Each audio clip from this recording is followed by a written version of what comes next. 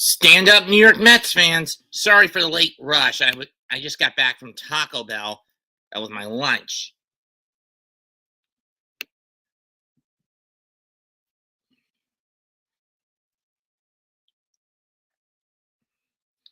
Looking at the lineup for the Mets today against Pittsburgh, they'll have Lindor at short, Nimmo at center, J.D. Martinez at the DH, Pete Alonso in first,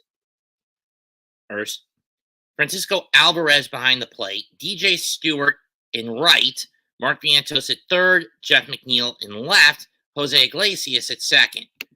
For the Pirates, Andrew McCutchen DHing, Brian Reynolds in left, Connor Joe at first, Nick Gonzalez at second, Hayes at third, Olivares in right, Trebo in center, Bart behind at short, Bart behind the plate, and Michael A. Taylor in center. It'll be Ortiz against Manaea on the mound today for both squads.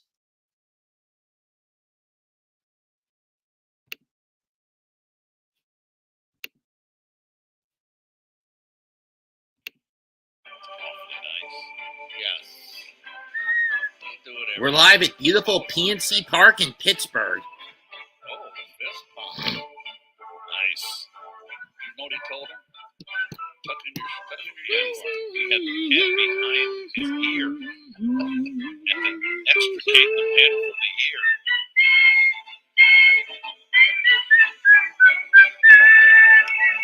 Okay, kids, leave the pitcher alone. He needs to warm up.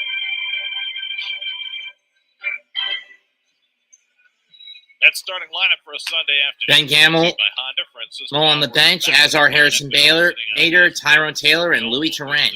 And I'm going to be blunt. This year, or at this point in time, this has been the most full PNC Park has been in a long time for a game in the midsummer, in the early to midsummer.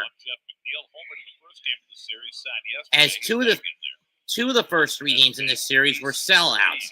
Luis Ortiz has predominantly been a bullpen arm. This is his first ever. This is only his second start out of the bullpen. Home run on that sinker with like one of four hurlers. Mets faced him in relief earlier this year. He had 3 runs against him in an inning and 2/3. He's been used as a bulk reliever several. This series, Lindor only has a single and a stolen base. His batting average has dropped to .244 with 15 homers and 43 RBIs. June 26th when they pitched a terrific game against the Reds. Francisco Lindor laid. Here's the opening pitch. His first pitch is a fastball for a strike.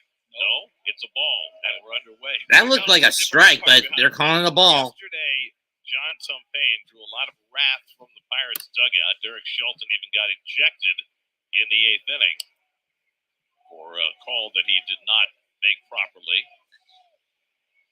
1-0. Now, I know that's in the zone, strike 1. I watch the umpires. That's a habit I have from playing. That I stated that he was a pitcher's umpire. Anything close, the pitcher was going to get the call. Umpire's scorecard had 1-1. Missing 12 pitches yesterday. This is a good cut and a miss at 1 in the low and out. 2-2, 1-2. Seriously, Barnes, what the fuck are you teaching these boys to chase every damn pitch? Can we get a hitting coach who understands both plate to balance out plate discipline and aggression? Lindor calls for time and will reset the pitch clock. That just got Derek Shelton thrown out of the ball game. Would have forced in a run, would have set the stage for a big comeback for the Pirates, but it was not to be. 1-2. And he pops it up, deep left, but it's playable. Reynolds has got it, 1 down. This is why I don't like it when they start going aggression happy. Okay, Brian Hayes, Jared Triolo, Nick Gonzalez, Connor Joe in the infield, Joey Bart behind the plate. In the outfield, it's Brian Reynolds, Michael A. Taylor, and Edward Olivares. And out in the outfield, Olivares gets the start. This is his 41st start out in right. Bruce sitting against the lefty today. Here's Brendan Nimmo. Against the lefty. To me, Nimmo's turnaround has led to what I view a bit of an all-star slight. Here's the pitch. Strike 1 over the plate. He takes it. Leads the team with 52 RBIs, 13 home runs, not leading the team, 249 batting average, not leading the team, but he's 3 for 7 with 3 singles and a stolen base in this series. Second baseman early in the year, but he hasn't hit. He's lost playing time. Up and out, 1-1. Brandon, over the last 27 games, has a 960 OPS. All-star reserves will be announced later today, and the Mets are certainly hoping that Nemo's name will be called for the first time. Not counting on it, to be honest. 1-1. Carves one foul, and it's 1-2. Foul back to the plate. And curved one foul down the right field line, 1-2. He's caught fire. This has been one of the main problems I've had with the Mets this year. At times, they're willing to stack the pitch count of an opposing pitcher, and other times they're not. He has pitched much better for 1-2. That's fouled off. We'll do it again. He's not a big strikeout pitcher. Only averages 7.7 strikeouts per 9. But last year, 5 walks per 9 innings. This year, 2.9. So that's a big improvement. Working mostly out of the bullpen. Ow. 2 to Nimmo with J.D. Martinez on deck. And Brandon takes it back. And he goes down staring at it. The inside corner. Good pitch right there. Coward. Good fastball with 2 strikes. Tip your hat right there. Mets come into this having lost 5 of their last 8, mostly due to incompetence by the coaches. JD 0 for 7 in this series, and his batting average has taken a hit. A bad one. 10 homers, 37 RBIs, 268 batting average. And he'll take strike 1 instead of chasing after it. JD is the only Met who has more than 1 at-bat against Ortiz. Just a sprinkling of at-bats for the Mets, and so getting a firm look at this right-hander for the first time. Strike 2, and again, Martinez stays put instead of taking a cut. Pirates' starting pitching has been their strength with Paul Skeens and Mitch Keller, who we'll see tomorrow. Jared Jones is hurt right now. Of course, Bailey Falter hurt himself yesterday. Swing and a miss. Swing and a miss, strike 3, inning over. Mets show no discipline at the plate there. Martinez back-to-back with that heater. No score in the middle of the first.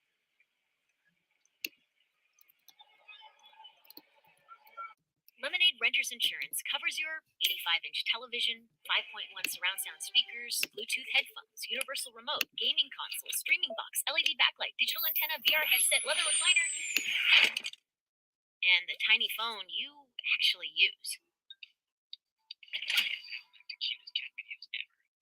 Protect a lot, or not a lot of money. Get Lemonade Renters Insurance and cover all your stuff from just $5 a month at lemonade.com. A great coach sees the whole field and is there to give advice and support. At New York Life, we know the power of having someone by your side. That's why we're proud to be the official financial guidance partner of Major League Baseball. Want the effects of Viagra, but faster? Meet Rose Sparks. They contain sildenafil and tadalafil, the active ingredients of Viagra and Cialis, but Sparks dissolve under the tongue. Dissolvables work faster than old school pills. Plus, tadalafil, the active ingredient in Cialis, stays in your system for long-lasting results. Faster acting and long-lasting? We got you. See if Sparks are right for you at ro.co/sparks. One of these people brushes with Colgate Total Plaque Pro Release. It dissolves and lifts away plaque for 2 times less gum-harming plaque. As for the other guy, Sarah, good luck. be dentist ready with Colgate Total. For the Pirates, first starts in the The series. Pirates will be Andrew McCutchen, Brian Reynolds, Connor Joe, Nick Gonzalez, Brian Hayes, Edward Olivares, Jared Triolo, Joey Bart, and Michael A. Taylor. Reynolds is 6 out of 8 in this series, and they face Sean Monaya, a pitcher who has been arguably rather hit or miss this year for the Mets. 5-3 record, 3.67 ERA in 16 starts, 81 strikeouts, 6 walks, whip of 1.27. Only averages around 5 2/3 innings to start, but he has coughed up 7 homers. Pitch to Kutch. Takes one over the middle, strike 1. It was a slider. In his career against Minaya, McCutchen's only 1 out of 9, with 3 strikeouts and a walk. With anybody else, it's 5.36, so that's a huge difference. That's sweeper misses inside. go. McCutchen held the swing. It's 1-1. 1-1. I thght that McCutchen went one over was 4 yesterday and did not look good doing it. No. strikeouts and a double play grounder that ended the game. No, he's been struggling, but he's 37 now, and might be heading for the last roundup. Ball 2. The last 14 games, McCutcheon just 7 for 51. That's a 137 clip. Which is bad. All the time against lefties, and he's hitting just 185 against lefties. And Mania catches the That one inside catches the corner, corner, but barely. 2 and 2. 185 too. He's hit just 2 doubles and 3 home runs, so not doing a lot of damage. Ryan Reynolds on deck, then Connor Joe against Mania. 2-2. And McCutcheon Too high. fastball Full count. upstairs, 3 and 2. See the splits on McCutcheon, who sat against the right-hander in the first Against game of the righties series. this year, McCutcheon has 9 home runs and a 242 batting average with a 755 OPS. But against lefties, in 81 at bats, 185, 3 homers, 6.2 and a 626 OPS. Here's the payoff. 3-2 coming, and he walked him. Goes to the backstop, and McCutcheon. Did he walk him or he hit him? Either way, McCutcheon's on. And your city, Mets have Vientos, Lindor, Iglesias, Alonso. Oh, in the infield with Alvarez behind the plate. You gotta wonder how bad that elbow is after he got plunked on Friday. And McNeil, Nimmo, and Stewart in the outfield. Personally, I would have preferred Taylor in the right field slot. And then again, Bader's sitting because his neck is still bothering him a little bit. Here's Brian Reynolds. Strike Bader one. slammed into the wall in center field in Washington. And sat out a couple, played the last 2, but still getting treatment on that neck, so they're being cautious with him. Reynolds 6 for 8 in this series. it's going to require surgery at the end of the year. In the first game, and he That's in the flies middle. short Short hop by Iglesias. Gets Lindor. 4-6-3 double play. I thought Lindor wasn't going to make it to the handoff in time, and it would have saved a lot more time for Iglesias to just step on the bag and then throw it. But I'll take it. Small, low bouncer, scoop. Widen this play. Now look against to get it on the run. Give him a shovel pass right to his belt before he gets to the bag and let him. It looks great, but it's a lot of margin for error there. Ain't that the truth, Keith? Sorry. Ball, Connor Joe bats with ball 1 to Connor Joe. Okay, You're allowed to rain on the parade. I mean, they're going to make that play either way, 99 out of 100 times. But 2-0 is that It's an doesn't even entertaining catch the system. interior corner. Just trying to be a little more entertaining. I'm not a fan for entertainment for camp at the expense of a run. Mets are playing their 7th game on this road trip. That's their 10th double play turn. 3-0, and Mania struggling out of the box. stay off my lawn. The sooner we get rid of some of these pitching pieces at the end of the year, the better, Would you like to if yell you at ask them? me. 3-0 pitch. Bringing out to Connor Joe, and that's on the outside corner. Joe dropped his bat. Joe ball thought he for would ball 4, strike, did but not. instead it was a ball. Instead, it's a Go strike. ahead. Be as loud as you want. Oh, well, look at that skyline. Look at that beautiful sky.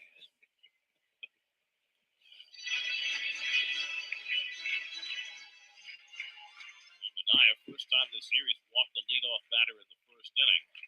But he raced Here's the quickly 3-1. behind the 3-hitter, 3-1. And ball another 4. walk. Second walk in the first 3 batters for Mania. What the hell is up with that control? Game against the Yankees when he walked the bases loaded and got out of it.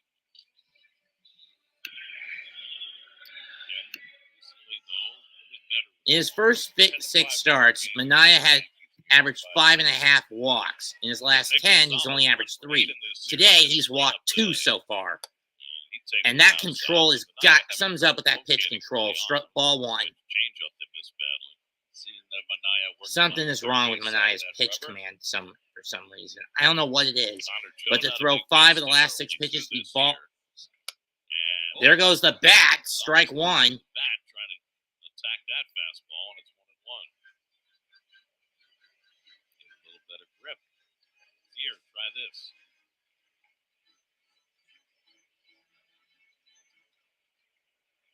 For those wondering, that's like a Bucks wearing their traditional uniform. When I was a kid growing up, they had the sleeveless uniforms, and the Reds had them for a while when I was a kid, and the Cleveland Indians at that time. Reds went to them because Ted Kluszewski couldn't fit in the sleeves. Right. His arms were so big. 1-1 pitch. And a half swing by Gonzalez, and he went around. And Goes around 1 and 2. Base umpire Marvin Hudson with the call. How about that? I don't know about that one either, Keith. Gonzalez, former Pirates first-round draft pick out of New Mexico State. He was the 7th overall pick in the pandemic draft in 2020. Too high, 2 and 2. Good try by Manaea there. That's that high fastball that he's been working on, that he's been using, I should say. Just missed. I'll give credit to Gonzalez laying off. Brian Hayes sitting 5th in the order. He would be next. Fastball And away. full count again. 3-2. Benaya's got to stop painting the corners and just get it into the zone. This is a problem I've had with him most of the season. And yeah, this does also include that London game I called against Philly last month, where he tried too hard to be cutesy and paint the corner instead of just getting it over the center of the plate. Here's the payoff. Gonzalez pops one up. And that's popped up. Shallow Center, center, who's going to get it? It's Nimmo, and the Mets dodge a bullet. So 2 walks, but nothing across, but nothing else in terms of collateral damage.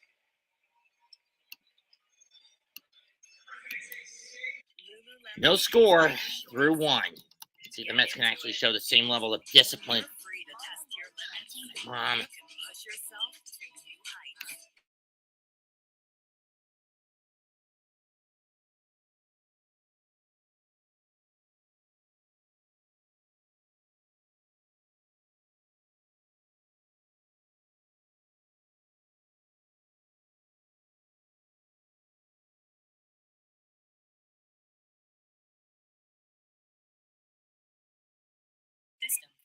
Good thing I already had lunch, not that she knows that Faster fact. acting and long lasting, we got you.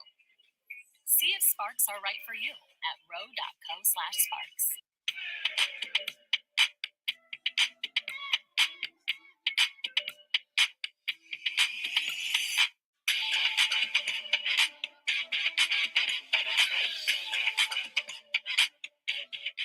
When you choose a Blue Moon, everything becomes brighter.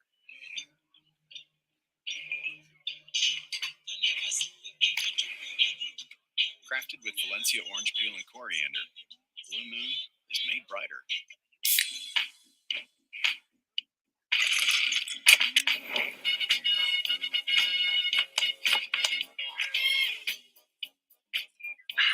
Get your grills out this summer with Pepsi, the official beverage of Grills Night Out.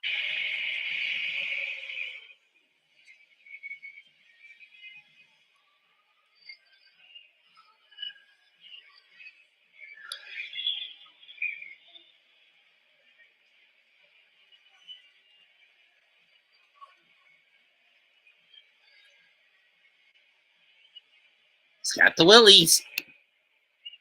Here's P. Alonso to lead off the second for the Mets. Alonso leads off the second inning for the He's not had a good series in this, mostly because he's been poorly chasing pitches out of the zone. Sure, he's got 2 singles, but a good chunk of his at-bats have been strikeouts, where, especially on full counts, where he's chasing balls too far out of the zone instead of being disciplined and taking the walk. That one gets inside 1-1. And doubles this year. He had a double in the first game off of Skeens. Laser being to right center field. So as a result, 39 extra base hits, which is also top 10 in the league.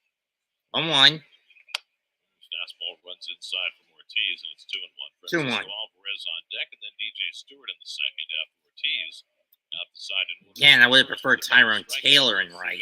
DJ Stewart has been dog shit after the calendar page turned from April to May. His batting average has gone into a tailspin. 3-1.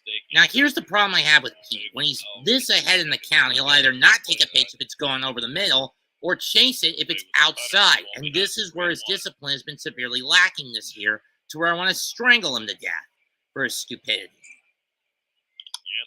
Alonso lines that one foul behind the netting. So it full count. Did we mention the furries were in town? We passed a lot of furries on the way back to the hotel yesterday. Furries. Including the big bad wolf. Yep. As the day progresses, they get Furries. I think it have to be furries. 1-2. 1-2, hit down the up, hit through the hole on the left side. Base hit. Mets have the first hit of the game. Pete Alonso with a single. I should say on Friday. in this series is the Mets' first hit today. Got a slider. Ow. Got it over the middle. He said, "I got this one." Let's go. Here's Francisco Alvarez. So now Francisco Alvarez. Alvarez 1 for 3 in this series. He's also been plunked in the elbow. And as you see, he's wearing that pad now on his non-throwing arm. Start yesterday. Did catch the ninth inning though when Edwin Diaz came in. Low and out, ball 1. Interesting that Carlos Mendoza understands that certain pitchers need Alvarez more than others. Minaya and Diaz are probably at the top of that list. Correct. I mean, Luis Torrens Strike played a 1. terrific game yesterday, but it was important to get Alvarez in to catch Diaz. Excluding DH, Matt hitters since June 1st had the highest base plus slugging percentage at 956 since the start of June. 1-1 pitch to Alvi. I mean, Torrens has been Takes great. one low and out, 2-1. Numbers for the Mets when Alvarez plays compared to when he doesn't play are just so stark. They're 26-12 when he's played, 17-32 when he doesn't. And he's missed a lot of time with the injury. To his thumb. 2-1 pitch. Offensively and defensively. Check swing, he went around 2-2. 2-2 as he goes around chasing a bad pitch. When you look at the Mets with Alvi, 26-12. And they average around 5.5 runs a game. When he's not on behind the plate, 4 runs a game. And their opposition gets around 6. Emotionally and empirically. And there you see the great Duchess Clipper on the Allegheny. Oh my goodness. A lot of Gateway animals. Duchess Clippers. It's like a convention. Or a floating convention. 2-2 pitch to Alvi. How do they hide your- how do Takes they- it outside. Full count. Good call, Gipper. How do they hydrate? Well, I've seen plenty of the furries walking around with their heads in their hands. Those are so they do come off. Furries scare me. Will Alonso take off? Not costumes. Not really that fast. Alvarez Pounds one, 5, 4, 3.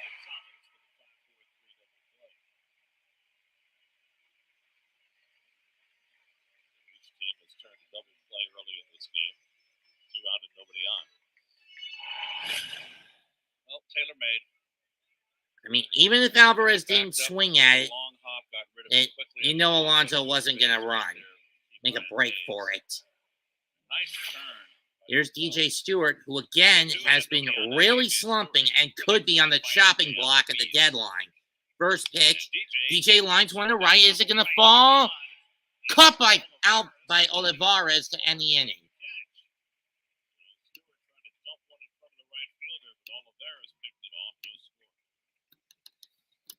Mets get the first hit, but it's wiped out by a double play. Nobody wants a surprise. Inning and a half complete, no score in Pittsburgh. That's because the middle is the most important part. At Graybar, we're at the middle of electrical and datacom jobs across the country, connecting installers, facility managers, and business owners with smart solutions for their most challenging projects, which means stocking and delivering crucial products on time and on budget with no surprises, thanks to our nationwide logistics network. Yep, Graybar does that.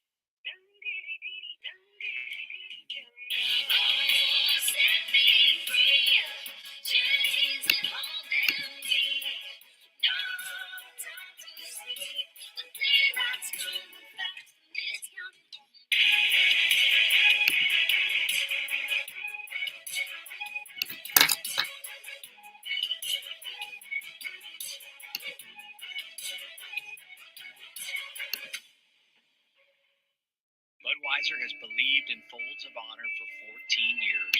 Today, we honor our veterans and the 52,000 scholarships awarded to their families. Every limited edition case sold supports military families. We want it all. We want double the steamed or chilled towels, double the relaxation, double the massaging hair time, double the sudsy satisfaction, and double the neck and shoulder treatment, double the unkinked neck. But we only want to pay once, so let's do that. At Sport Clips, you can have it all twice for the price of having it all once. For a limited time, the ultimate MVP haircut experience cost the same.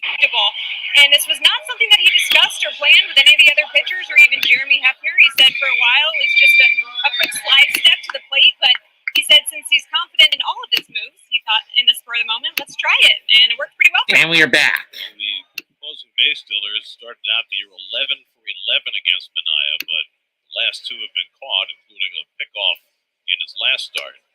Strike one to, I think that he had to Brian Hayes. And, Hayes has been slumping in this year, and he's 0 for 9 in this series coming into this game. 0-1 pitch, chops fouls, goes behind the plate to the backstop, 0-2. He's 0 for 9 in this series, but he's been the best Pirate hitter against lefties this year, batting .350 against left-handers. Here's the 0-2. The catchers get a lot of the grief when opposing teams steal That's bases. popped. Hooking to the first base side. Alonso's not going to get it. It goes over the net. 0-2. We'll do it again. Figure out how to slow things down. no doubt. And in a world where you're limited in the number of pickoff throws you're allowed to make, you have to find other maneuvers. You ask any base stealer, they don't steal off the catcher. They steal off the pitcher. 0-2. Whoa. Way up. To the backstop. Up and over to the backstop. 1-2. There. Well, and I think also some pitchers, and you could see it with Nye there when he did that long hold, they're using the pitch clock to their advantage. Pitchers do that against hitters now, since the hitters are only allowed one time out, but they can do it against the runners as well. That's fouled off. We'll do it again. But the key is you can't hold it to the last second on the pitch clock, because then the runner knows you have to go correct. Opposing base stealers for the Mets. In the first 43 games, Now the runner they were only caught 4 times. Last 44, would have to 2-2 again, as Minaya is really running up his pitch count with his left control. You've got to keep Rolling. your eye on the pitcher. You know what I'm saying, Gary? Yeah, there's one in left center, but Then there's one there's behind the plate. So you got 2-2 pitch. with the runner. Yeah, you can count it down in your Full head. count. When you get counted before Again. it gets to 5, Minaya finds himself in trouble because of his Well, this is lack the of fifth control batter of his for Minaya. pitches. And the fourth 3-ball count in the first 5 batters. Payoff. Pitch coming to Hayes. And he Chops to the it. right side. Alonso gets to it. Alonso gets it And to first. Kicks the bag. Nope, he missed the bag. No. First base umpire. And they're saying Minaya. Didn't get it. Oh, he put a tag on to tag out Hayes, who had rounded the bag. And Hayes gets back safely. I would challenge this Let's see the call. umpire how quick this call is. You could see Minaya reach back and try and kick it after he passed it, so he knew he had missed it. how quick is the call from the umpire? Because this is something he has to call it right away. So the runner knows. I just think Hayes put his He touched it. eye, but didn't get it on that Yeah, end. Hayes thought he was out, but if you're Minaya, you have to be alert and immediately go and tag him, but he didn't, and Hayes was able to get back in. So it's an error charge to Minaya, and that one goes to the backstop, and that'll get Hayes to second base. And Minaya now That's not is an error. rattled by Yeah. E1 because of a bad pitch, because of not touching the bag, and now a wild pitch.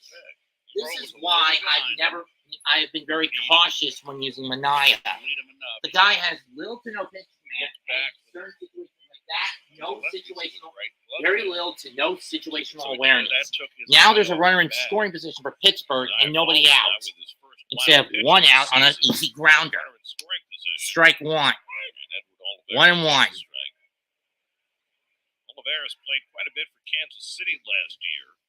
Hit 12 home runs, batted .263. Started about half the games for the Pirates this year. And this is what I mean by pitch command. The slide step that Minaya does constantly causes the ball to hook too far out towards the outside of the zone. Here's the 2-1. In there, 2-2. Which leads to his pitch count getting bloated as a trade-off. He's really got to stop that slide step. It's been a laborious beginning to this game. 3 base runners in the first 5 batters. 2 on walks, 1 on an error. Now And another again, full count. Mania, you have got to stop doing that damn slide step off the mound when you were on your release. Seriously. When the season ends, we ship him out. That slide step is a destructive tool for the worst. Here's the payoff. That's popped up on the infield. This will be infield fly rule. The Glaze Lindor's under it, 1 down. Don't necessarily do yourself a favor running an old right-handed batting lineup against Mania. At least the numbers would tell you that, because Sean has had backward splits this year. Right-handers are getting just 213 against him. The lefties 277. They've got a lot of left-handed bombers sitting on the bench. And Triolo now up at the plate. And coming up with Bart in the batter's He would box. be a tough mark. Lefty. He'd be tough to attack. Jared Triolo. And he fouls that one off down the right field line, 0-1. Yeah, he hit 298 over 54 games, and he won himself a job. He was playing most with the second base early in the season, but he hasn't hit this year. Nick Gonzalez came up and took his spot. So now he's a utility guy. He lines one in. Line 1 caught by Vientos, 2 down. Second goes Hayes. Nice lunging grab by Vientos for the second out. Well, that's what's in vogue now defensively, playing the third baseman back almost to the outfield grass, and I'm in total agreement. As long as you don't have a fast runner Here comes Bart. that is a good bunter, you cover more ground. So 2 out. Hayes still at second, and now Joey Bart. Bart went 0 for 2 and walked twice yesterday. And the backdoor slider. Backdoor slider gets the outside edge, 0-1. Bart hasn't hit a lot in this series, but then again, he's not very productive either. His batting average is decent, but his productivity kind of lacks. But then again, he's a utility catcher. Tied up, 0-2. But then again, Joey Bart is a bit of more used as a utility catcher than anything else. More known for the glove than he is for the bat. An error in a wild pitch. His first error of the year, his first wild pitch of the year, and now trying to work around it. Runner takes off from second. The pitch is high, and Hayes steals third. And Hayes swipes third because Mania's not paying attention. 1-2.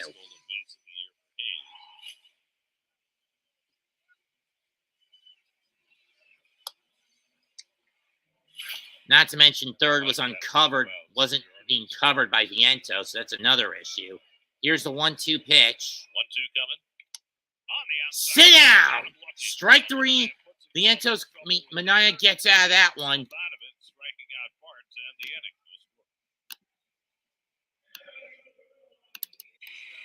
He gets out of that one. Gives up an error, commits an error, gives up a wild pitch, commits a wild pitch, and gives up a stolen base, but no damage. No score through 2. It's so easy to get your windshield replaced using SafeLight. Tell the people why you haven't done it already. The Ford offers a chip and glue it to a crack, and it just keeps going. So what do we do now? I went ahead and scheduled an appointment online at SafeLight.com. Tell them to meet us here at the beach. Let's get started.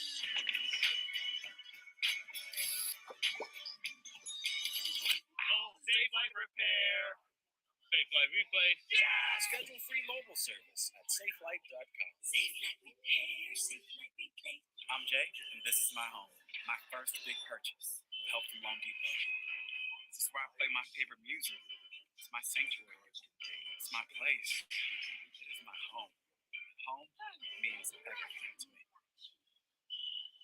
One of these people brushes with Colgate Total Plaque Pro Release. It dissolves and lifts away plaque for 2 times less gum-harming plaque. As for the other guy, Sarah, good luck. be dentist ready with Colgate Total. No fees or minimums and no overdraft fees are another reason banking with Capital One is an even easier decision than this. You need a clutch hit. There. Oh. Jeter. Hang in there. Yep, even easier than that. What's in yours? Some men go their entire adult lives flying around in basic economy underwear. But a gentleman knows it's a more luxurious ride in first class. It's true. The pouch that prevents turbulence. Oh, more snacks. Don't mind if I do. Tasty. I hate how slow this is. And we're back. On July 9th, first 15,000 fans in attendance at Citi Field will get free soccer jerseys presented by Samsung for when the Mets take on the Nats. Oh, God, the furries. Not the furries. You think that the non-furries there are partners of the furries, or are they just people who incidentally showed up for that cruise? I mean, they're all out in the sun. Got a bit of a field delay. Mark Vientos leads off. Guess the plate was a little dirty. They put our production truck right next to the dumpsters, and it's a little rank down there. Yes, our guys have been struggling. Have they got the masks yet? I don't know. I better go check them. It's good for them to Check the towels, see if they're done. share the misery. Mark Vientos leads off in the third in a scoreless game. I mean, everything about this park is magnificent, except the area right next to our truck. I mean, this is beautiful. First right? pitch is a strike to Vientos. Baseball.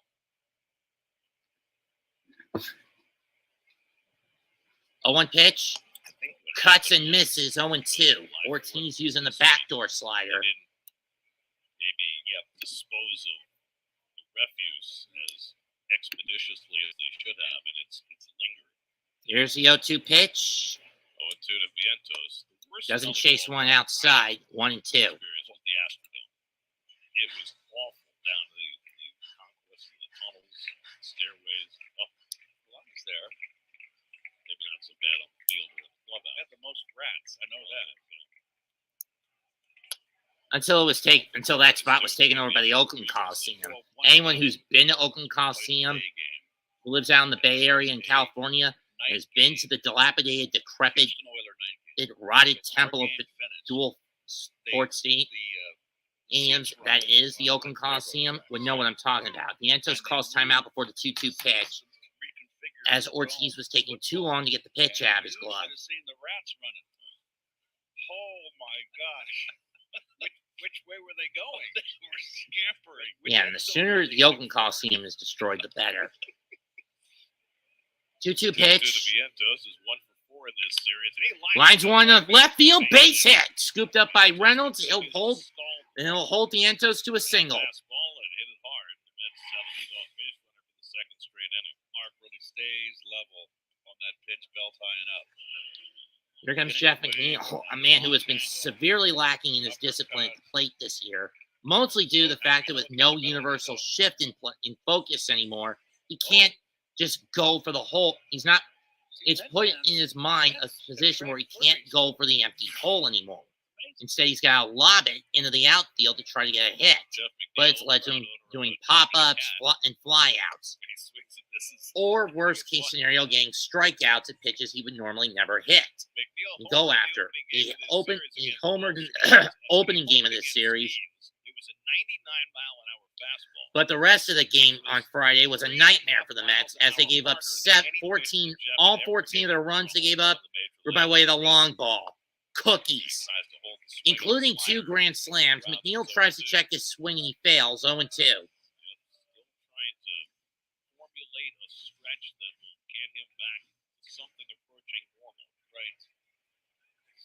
Maybe he'll find it if we ship him out at the deadline. I don't know. 0-2. And he goes down swinging, which proves how much of a degraded idiot McNeil has become. Do I blame this partially on Barnes? Yes. Do I blame this on McNeil's inability to adapt to the fact there's no universal shift? Yes. It's 50-50 in that regard. Third strikeout against Met hitters. Here comes Jose Iglesias. For Ortiz, here's Jose Iglesias. Doesn't go after it. 0-1.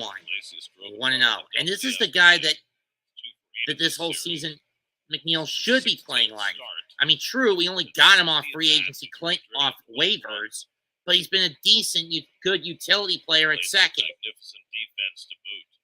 surprised. While he's been mostly used for the glove, his bat hasn't been that has been actually competent. 2-0. That he's a good put the ball in play kind of hitter. What surprised me is how fast he is. Yes. He's 32 years old and he can run. He's acrobatic, very agile, and he runs hard to 2-0 pitch. every play. Takes that one, strike one. He's playing like a rookie, and he's giving that kind of energy. Oh wow! Homemade OMGs. So now the one of the dugout is orange on blue. This guy's got blue on orange. They have to patent that so there's no copycats. You mean the sign or the Throwback to try to keep Vientos honest, but let's be honest, Vientos is not much of a base runner. He was just trying to help out the team. He was trying to make any money off it. We always remember, what was the guy called in the old days of Shea? The sign man? The sign man? Carl Earhart. Here's a 2-1. That's line line to right, but it's playable. Caught by Olivares, 2 down. Iglesias retired 2 out. And we are being told by the folks in the front that the guy in the stands with the sign is the same guy who made the Mets sign that's in the dugout. So he is fully within his rights. Here's Lindor. Now the guy on the left went for the grimace collar. They gotta be see, but they're going with the LGM chant with the OMG sign. Need to coordinate. There's Francisco Lindor. Lindor cuts and misses, strike one. I mean, they could be chanting, "Oh my God," like Iglesias does in the song.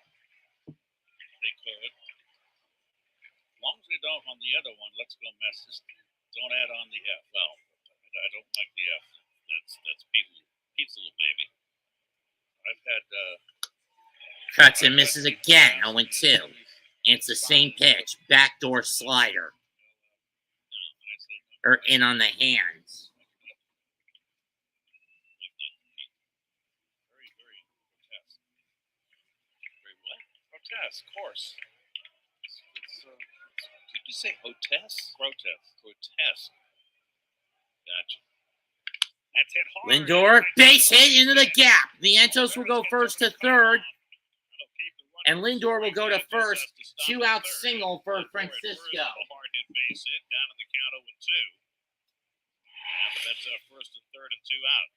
Hanging slider right there.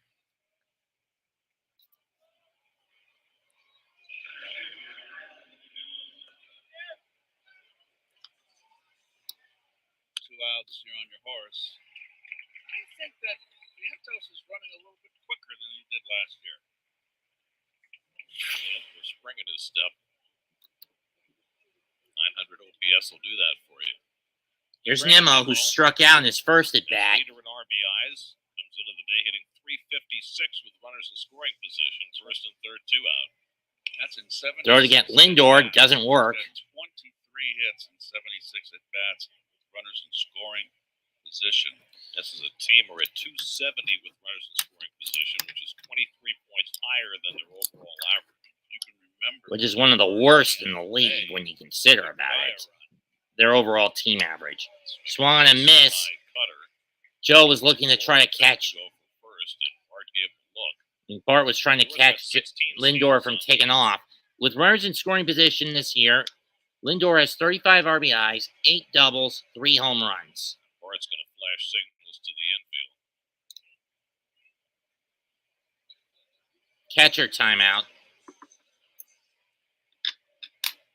The steal of second with runners at first and third has become almost indefensible in baseball with the new rules.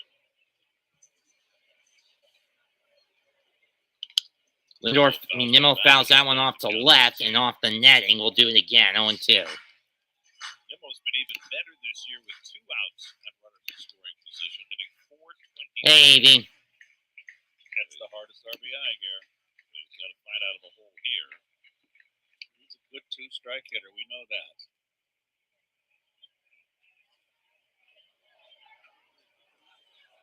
Oh, 2 pitch to Nimmo. And Granted, takes strike. And he just stared at it at the knees. You son of a bitch.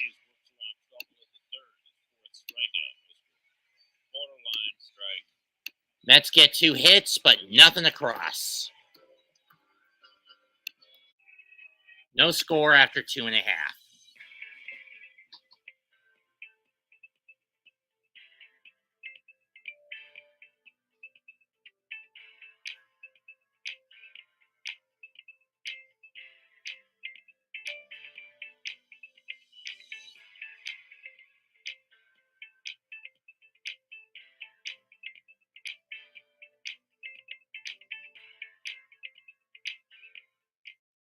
Phone call from the boss? Sorry. Outdoor time. It's me time. I hear that. That's why we protect all your vehicles here. But hey, nothing wrong with sticking it to the boss. Oh, Flo, you're gonna take that? Why would that concern me? Because you're aren't you? We never actually discussed hierarchy. Okay, why don't we just stick to letting Dave know how much he can save when he bundles his home or auto with his boat or RV? Wait, I thought Jamie was the boss. It's funny because I'm not boss material.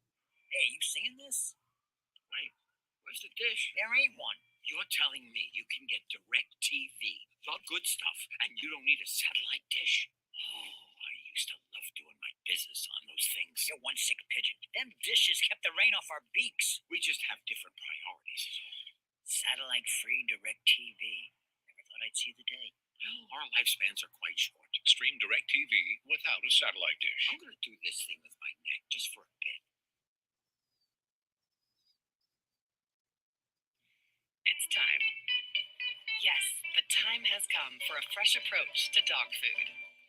Every day, more dog people are deciding it's time to quit the kibble and feed their dogs fresh food from the farmer's dog. Made by vets and delivered right to your door, precisely portioned for your dog's needs. It's an idea whose time has come.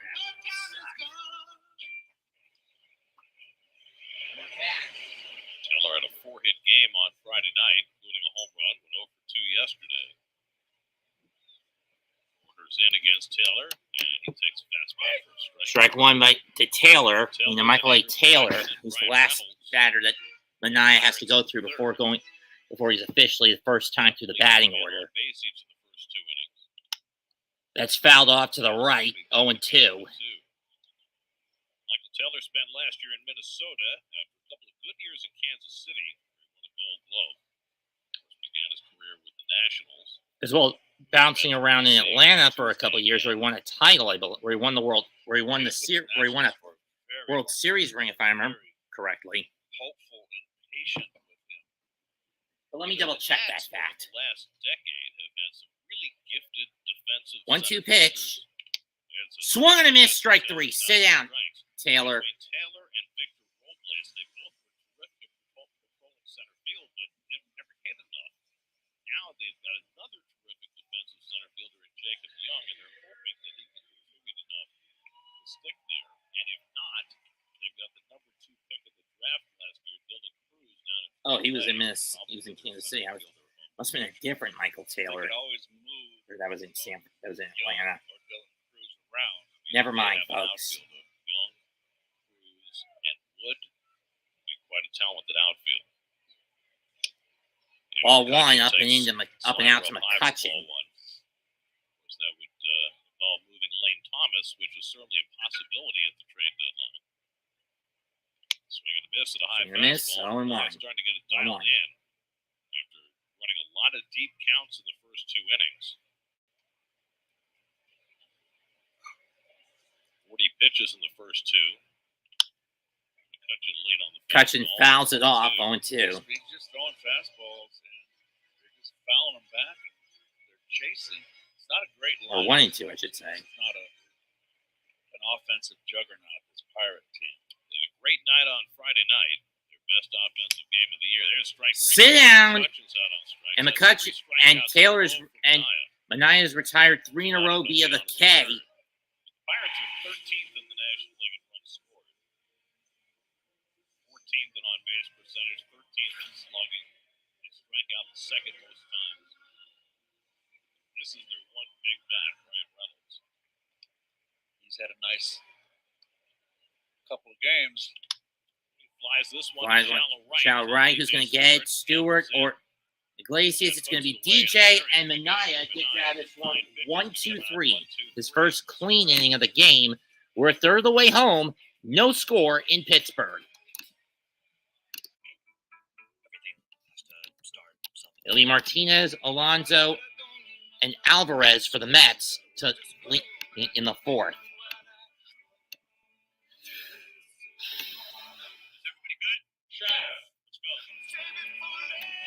Ow. Like this? Yo, why are you doing that with your hands? FX is the bear. All episodes now streaming. Only on Hulu. What gives meaning to a symbol? Performance, consistency, time. And then, when you see it, you know. New era. The official cap of Major League Baseball. The game is changing. What drives the game never will. What you have inside.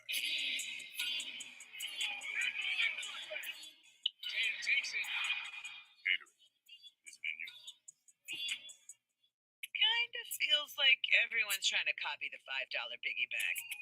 So how can you spot a knockoff? It won't taste like Wendy's. This job is easy. When the deal is as fresh as the meal, gotta be Wendy's. A great coach sees the whole field and is there to give advice and support. At New York Life, we know the power of having someone by your side. That's why we're proud to be the official financial guidance partner of Major League Baseball.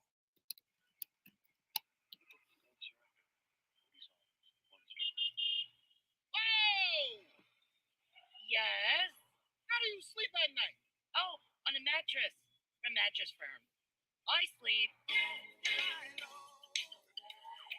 All right, I'm going. It's Mattress Firm's July 4th sale. Save $500 on Tempur-Breeze mattresses and get a $300 instant gift. Get matched at Mattress Firm. Sleep at night. Fifth inning for New York. JD struck out his first time up and takes a high fastball from Luis Ortiz. Martinez hitless All in one. his last 10 at-bats. Pete Alonso and Francisco Alvarez to follow in a scoreless game. So the 3 hits in the first 3 innings. And a comebacker snag. Nice Comebacker snag by right off his hip. 1 out. a little high throw to Joe, but he's in. Get it, 1 down. Hip, or did he catch it?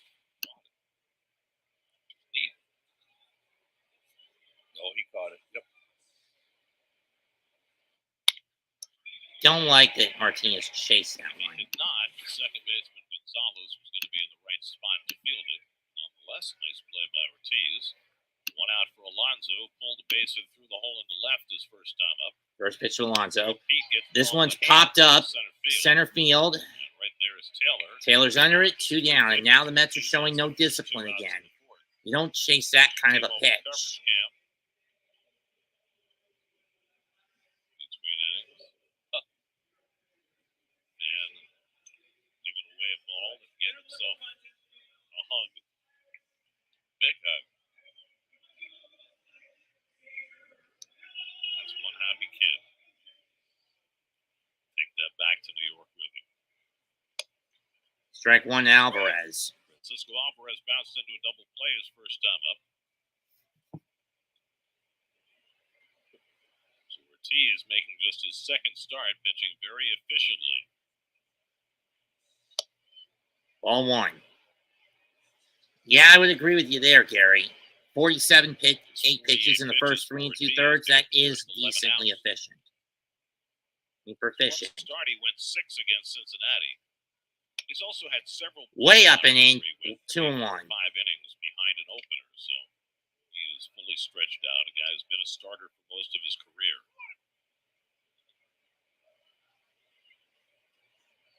Just being plugged into a hole in the rotation right now with Jared Jones on the injured list. And Alvarez takes a fastball strike. Takes a fastball over the middle. That was a cookie he could have swung at. 2 and 2. Coverage tomorrow at noon. First pitch at 12:35. These two teams wrap up this series. Mets have essentially won the season series against Pittsburgh with this game. With yesterday's win. But here's the 2-2. 2-2 to Alvarez. And he Punches to the one right back to side. Joe, who And bobbles it. He's having tough. He's going to have to run to for it, and he makes it to end the inning. Joe had trouble picking it up. No score in the fourth. No score still through 3.5, and that's the first clean inning since the first Double the steamed or chilled towels. Double the relaxation. for Double the massaging Ortiz. hair time. Double the sudsy satisfaction. And double the neck and shoulder treatment. Double the unkinked neck. But we only want Mets will to pay face once. Connor Joe, Let's Nick do that. Gonzalez, and Brian Hayes in the third, in the Pirates half of the fourth. For a limited time, the ultimate MVP haircut experience costs the same as the MVP. The ultimate MVP relaxed. Just a little over a third of the way through this, and we're not even an hour into the game. What? You're joking. This is a joke. You want jokes? Wait, new car? You need like a good neighbor. State Farm is there. Ow. State Farm agent can help you choose the coverage you need. Glad I can help. Like a good neighbor, State Farm is there. Nothing compares to a horse. They inspire greatness, command respect. Because Virginia's horse industry isn't just racing and farming. Seriously? It's built on the skills, labors, and passions of dedicated people working in every industry throughout our state. Horses fuel the economy, create jobs, support thousands of families, and even make dreams come true. Virginia's economy wins with horses.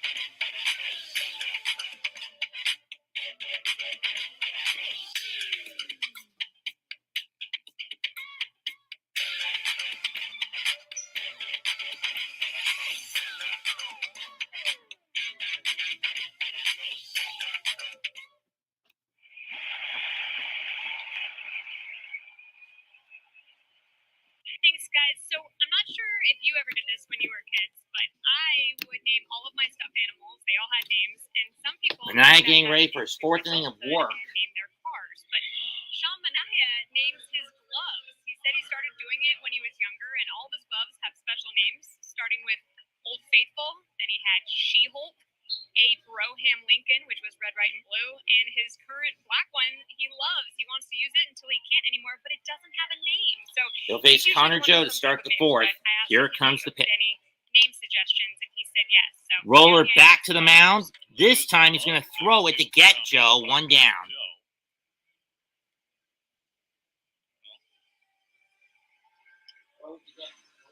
Joe, one down.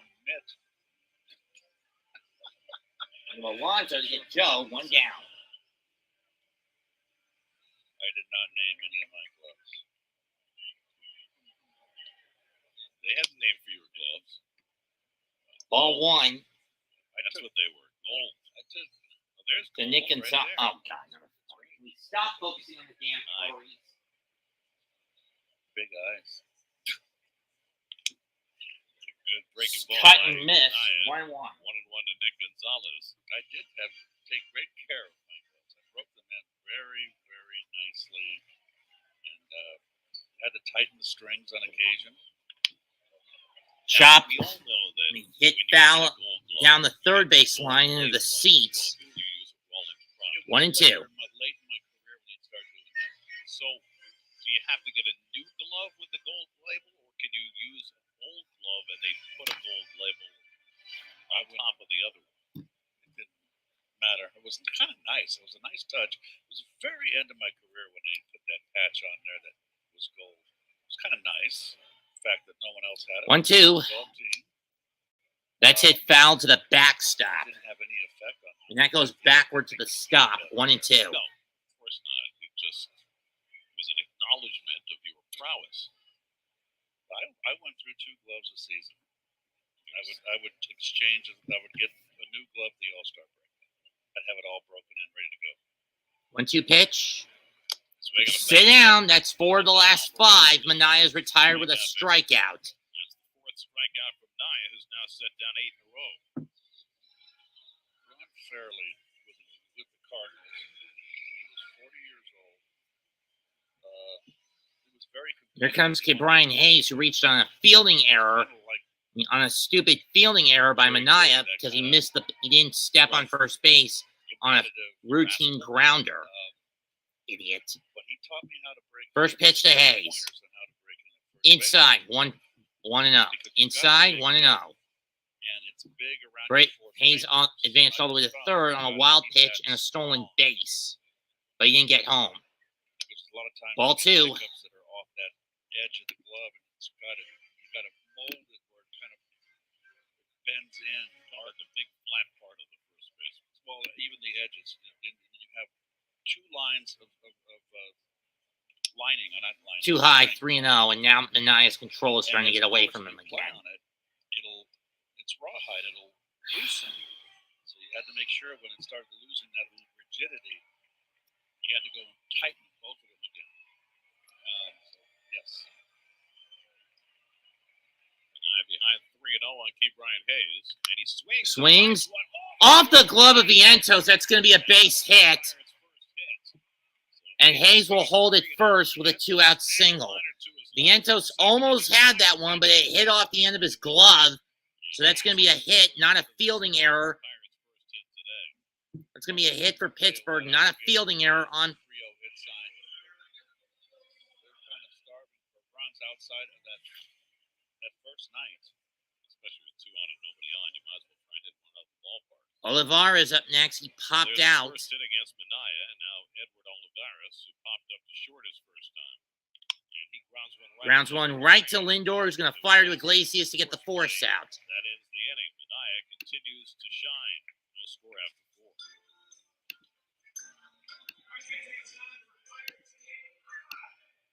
Time to go on a Hawaiian roller coaster ride, I guess.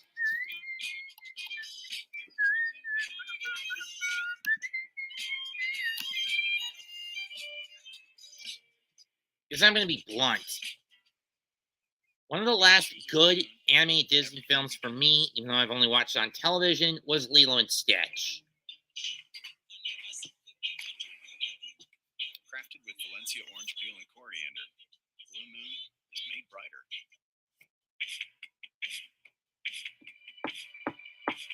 If you love to travel, Capital One has a rewards credit card that's perfect for you. With Venture X, earn unlimited double miles on everything you buy and turn everyday purchases into extraordinary trips. And get access to over 1,300 airport lounges where you just check in and chill out. Open up a world of possibilities with Capital One. What's in your wallet? Colgate Total Plaque Pro Release dissolves and lifts away plaque for 2 times less gum-harming plaque. So you're dentist ready. Mr. Walker. Oh, am I early? Be dentist ready with Colgate Total. The 2 most important days in your life are the day you are born and the day you find out why. Yeah, sweet. I said what I said. I don't care. I pay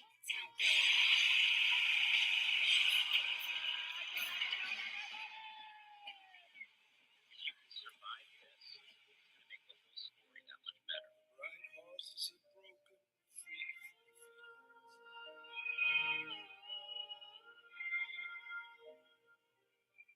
Rounds come different opinions. Watch the sparks fly on WFAN Sports Radio's Evan and Tiki, simulcasting every weekday live from 4 to 6 p.m. only on SNY. That's a way to spend the afternoon. Very nice. And on the Allegheny River. First pitch to DJ Stewart, high and away, ball 1. DJ flied out to right his first time up. That was 5 hits in his last 50 at-bats. Stewart, Vientos, and McNeil for the Mets in the 5th. Hence why the Mets don't use him all that much as a batter. These days, he's been used for utility outfield defensive purposes. Ball, strike 1. 4 hits in 6 innings. This one's going the same way. There you go. Evan and Tiki. There's the Evan and Tiki bar. I will have a Papa Doble for me. That's got to be dangerous to do with those tiki bars, floating tiki bars. But whatever. 1-1 pitch. I mean, Outside 2-1. If my math is correct, I believe you have 11 days off. I do. I will join you in Miami after the break. Ronnie's got his break right now. I've got my break next week, and you don't get a break. That's pop foul going behind the plate. 2-2. You have plans to go to Europe like Ronnie did, and like Russ did. I like where I'm at, and I'm live. I'm watching DVR. And just don't skip the commercials because you have to support our sponsors. I promise.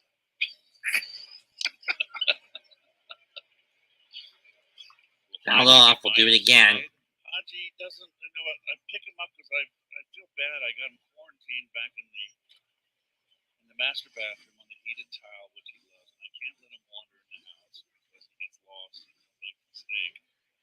I put him in my arms, and he doesn't like to cuddle that much anymore. So, how about Duffy? Does Duffy like watching the games with you? Duffy likes, yes, he does. 2-2 pitch. Check swing down the left field line, but it's going to hook third base line, but it's going to go foul. The new addition. He has a puppy at home. Yeah, the black pup retriever, which is the breed, and his name is Macduff, which was it's a Scottish bird dog. So we give them all Scottish names. This is my fourth. That one's hit to center. It's another fly up, lazy fly ball. And Taylor catches it, one down. Macduff was the hero of Macbeth. He murdered, finally got rid of Macbeth and took over the crown. But I never named any of my dogs Macbeth.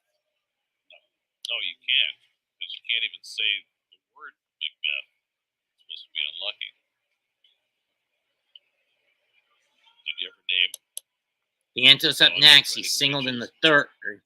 Got all the way to third, but didn't get anywhere further. Vientos fouls that one off to the right end, 0-1. Then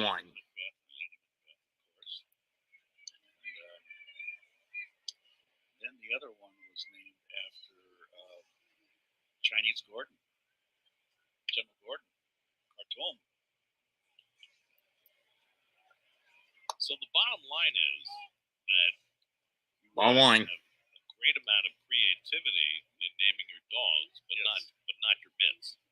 No, even though it's the mitts that made you famous, not the dog. Correct. Okay. Vientos at a base hit to left his first time up. Low in the dirt, 2-1. Seems routine for Vientos these days. We had a great name for our cat when we were growing up. It was a Persian cat, and my brother thought the name was perfect. Sinbad. Oh, there you go.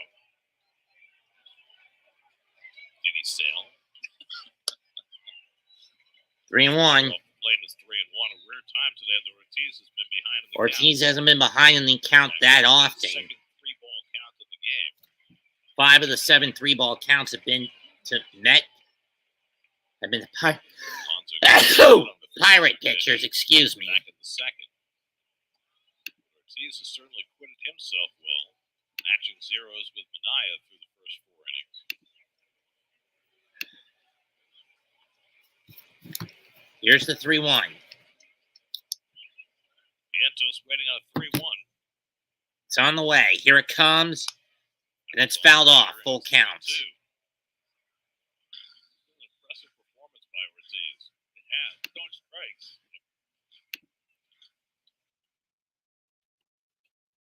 Trying to get back to their old ways. 3 home runs today against the Phillies. That's 8 in the first 3 games of that series.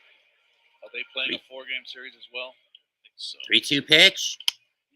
Vientos fouls it off. We'll do it again. He knows it, but he had 2 strikes protecting the plate. Needed that slider just to get more out in the middle. There's your score there.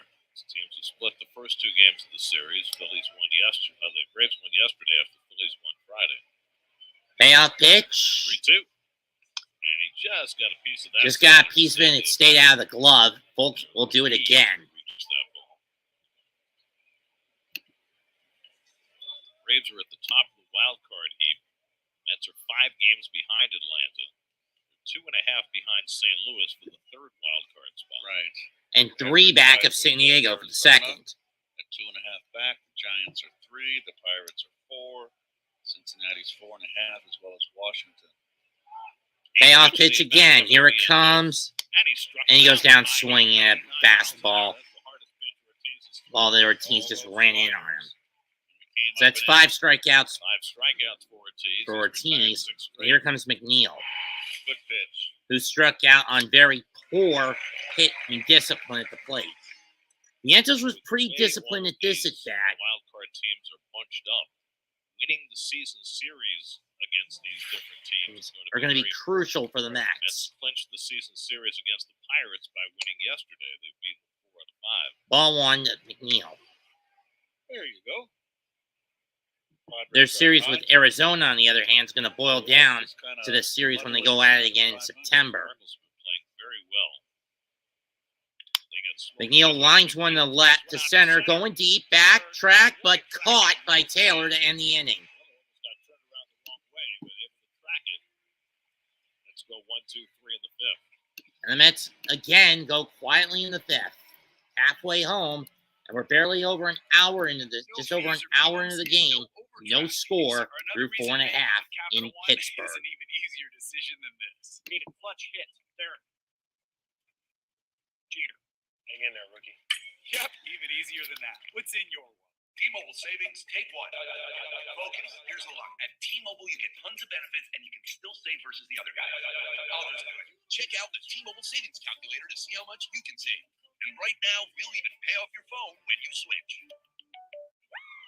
Want the effects of Viagra, but faster? Meet Rose Sparks. They contain sildenafil and tadalafil, the active ingredients of Viagra and Cialis, but Sparks dissolve under the tongue. Dissolvables work faster than old school pills. Plus, tadalafil, the active ingredient in Cialis, stays in your system for long-lasting results. Faster acting and long-lasting? We got you. See if Sparks are right for you at ro.co/sparks. After my second tour in Iraq as an F-16 pilot, I witnessed a family as their fallen soldier returned home. I felt a calling to help. Budweiser has believed in folds of honor for 14 years. Today, we honor our veterans and the 52,000 scholarships awarded to their families. That's enough to fill this stadium. Every limited edition case sold supports military families. Are you still wearing bulky pads and struggling with underwires? Meet Knix, makers of your new favorite wireless bra and life-changing leak-proof underwear. Knix undies can absorb about 5 to 7 regular tampons worth for protection from periods, bladder leaks, and sweat. And for the ultimate in comfort and support, Knix wireless bras come in styles and sizes from 32A to 44G. Join the millions of customers who've changed their underwear to Knix at Knix.com. With Vientos playing deep,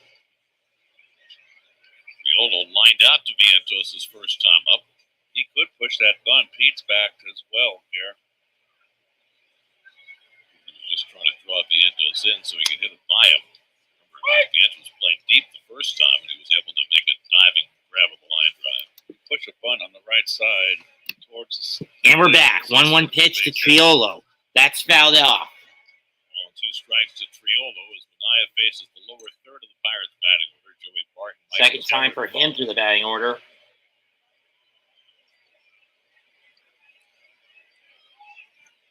coming. That's inside 2-2. Inside 2-2. Triolo born in Nashua, New Hampshire. Lived in Texas, the University of Houston. Second round pick of the Pirates in 2019. And he breaks his bat, hits it past the mound. Iglesias behind the bag. Throw caught. Nice Past the mound, over the bat, on a broken bat. Iglesias scoops it up, fires the first, 1 down. For Iglesias, that's routine. This is a routine play for him. Ricocheted off the top of the mound, actually. Great field sense here. He's got good vision. And it beats Joey Bart and Triolo to the bag, 1 down. Knows how to play the game. First pitch to Joey Bart. So told this story before, but it was fascinating. He didn't go. Ball 1. Watching Iglesias and Lindor take infield practice next to one another. Lindor would always get... So far, both sides have gotten men on base, but nothing has come across. 1-0. That's hit hard. That's a fair ball. Fair ball into the corner by Bart. McNeil going to have to fire the second. Got him! Hustling after that ball off the sidewall and gunning down Bart, trying for a double. 2 outs. Just stay put, Barty. Karam was perfect.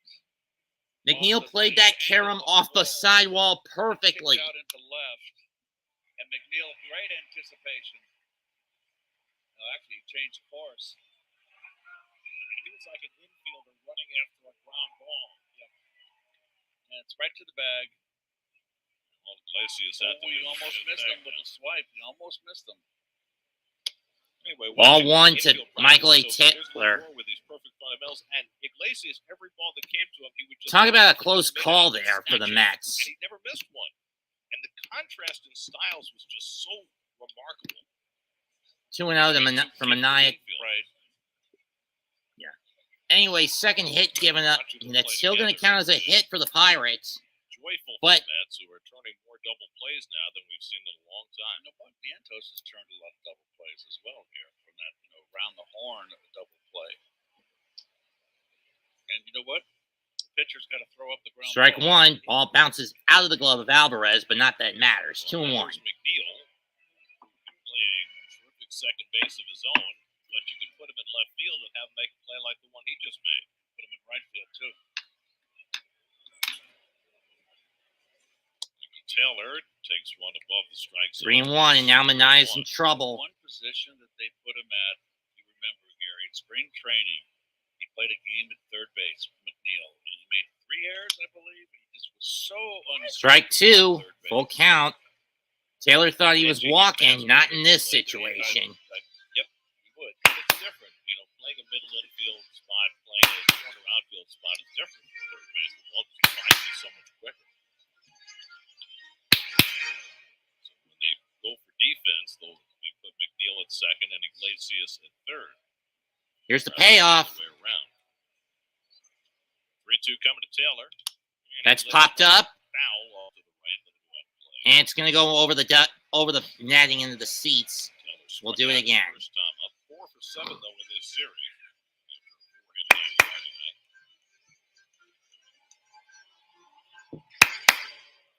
Forget the Mets and Pirates play again tomorrow at 12:30 start. 12:35 first pitch. Payoff Scott will be pitch. on the mound. That's foul to the backstop. We'll do it again. Word ahead presented by your Tri-State Cadillac dealer. So there's the wraparound game on After this series, the Mets host Washington. Mets already need 2 more wins to get the season series from the Nats, and then they'll host the Rockies for 3 before going into the break. Payoff inside, ball 4. Too far inside, ball 4.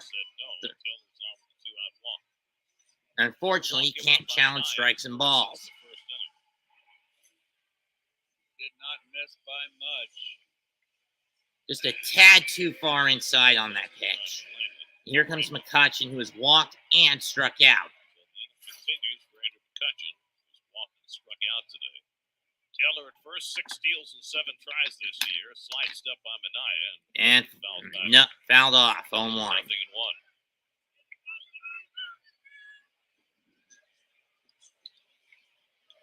That's the man you want. Put Red Hot Reynolds in the on-deck circle. You want him leading off the inning. Taylor lengthens his lead. Minaya this time hangs the leg, and that throws the runner. Strike Nicely 2. done by Minaya. Yep, what Michelle was Who on talking about earlier. on the His changeup, his move to the plate, and on his the curve. cut down on the running game.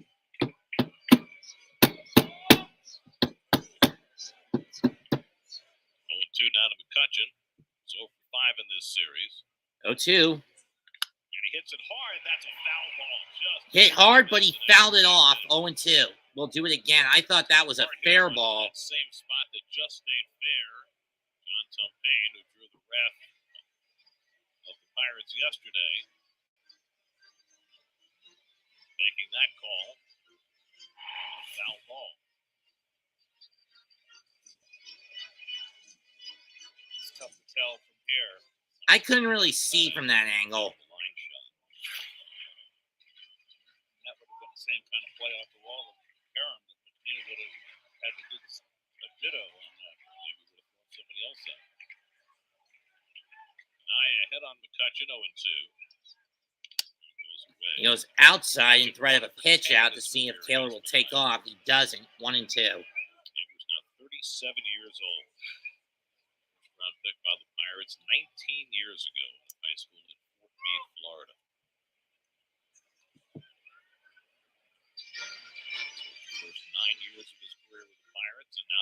too.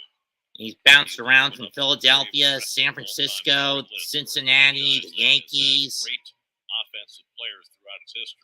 Swing and a miss. Swing and a miss. Sit down. Let's get out of that one. 5 strikeouts for Mania. We go to the 6th, still scoreless. Why am I getting a bad deja vu feeling with this game, even in regards to what happened on the 4th? I don't know. Let's imagine that LL Cool J has a bubble around him. We want to Hey, there I'm are some situations that young homeowners turning into their parents just can't Get, not give. Yeah, there he is. There's my nephew. I got a video of him playing piano. That's not how you take a selfie. Progressive kids. It'll be Iglesias, Lindor, and Nimmo for the Mets. 3, 2, 1. You don't need a countdown. Just take the picture. Baseball style shines big and bright, deep in the heart of Texas. Stars! At MLB's All-Star Red Carpet Show, presented by Frutitas, July 16th, 2 Eastern, live on MLB Network. It's time. Yes, the time has come for a fresh approach to dog food. Every day, more dog people are deciding it's time to quit the kibble and feed their dogs fresh food from the farmer's dog. Made by vets and delivered right to your door, precisely portioned for your dog's needs. It's an idea whose time has come. Want the effects of Viagra, but faster? Meet Rose Sparks. They contain sildenafil and tadalafil, the active ingredients of Viagra and Cialis. But Nicholas Sparks Fauci, dissolve under if I the were tongue. president, I'd send you to Dissolvables work death. What faster you than did in old this school world. pills. Plus, tadalafil, the active ingredient in Cialis, stays in your system for long-lasting results. Faster acting and long-lasting? We got you. See if Sparks are right for you at ro.co/sparks.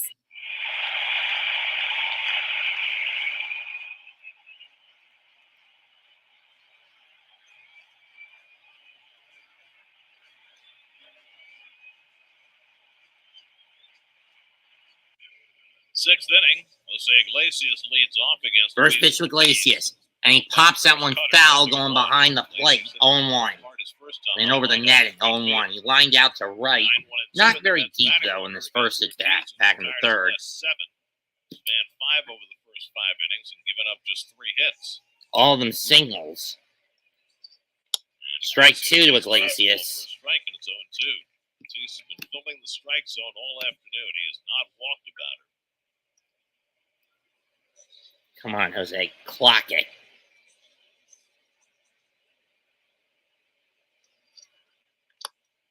Low and out, 1-2. Ortiz, 25-year-old. 71 pitches, 5 innings, 5 Ks, 3 hits, nothing else across. And zeros sandwiched in between those. Plunked. Snag by Gonzalez and out. I think it made contact with the glove, which led to the ricochet, but since it made contact with something, even if it did hit the air, it didn't hit the ground, it's still not considered a line out.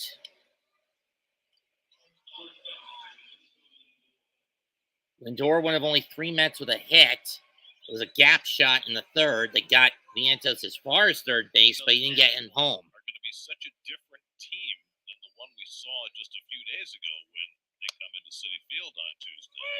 Strike 1. Joey Meneses, no more Nick Senzel. Eddie Rosario was let go right before that series.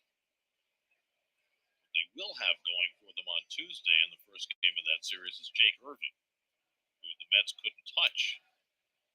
Yeah, he threw July 4th. He threw a brilliant ball game. 8 innings, no runs, 1 hit. So the Mets will see if they can do better against him on the second try. For their sake, they better. Jose Quintana will open that series on Tuesday after Christian Scott goes in the final game of this series tomorrow. Lindor at a base hit right center his last time. Low and out, low down the middle, 2-1. He's still throwing 99. His average fastball velocity coming into the day for his four-seamer was 95.9, but he's thrown a lot of 98s and some 99s today. And Lindor takes 2-2. Strike, and it's 2-2. What game is on Roku today? All right, who's going to score first? That's what we said on Thursday. Oh, it's this Jesse one. Winker. No Jesse Winker in that Pirate dugout, is there? No. Fuck Winker to 2-2 death. coming. Now back. Foul back by Lindor. 2-2 still. We'll do it again. Waits on deck. Starting their third time around the batting order against Ortiz. No hint of action in the Pirates bullpen. It's only at 77 pitches. He threw 85 in that first start against the Reds. That's his high pitch count for the year. Here's the 2-2 again to Lindor. That's fouled it off. We'll do it again. Oh, bad play by the ball girl down there. Got by her. But not far. A good attempt on the backhand. Just didn't have enough extension. Wearing those black pants with the white Pirate uniform. Do you remember when the Pirates had the interchangeable parts? They had the pinstripe. That's fouled down to the right end. Right field line. We'll do it again. And they would use like a pinstripe top and a gold bottom, or sometimes a black top and a pinstripe bottom. It was awful. It was like bumblebees when they wore the yellow. Yellow jackets and then bumblebees. That was the old Pops, Willie Stargell days. Eighth pitch of the at-bat coming to Lindor. And Francisco pops it up. Right Is this near home plate.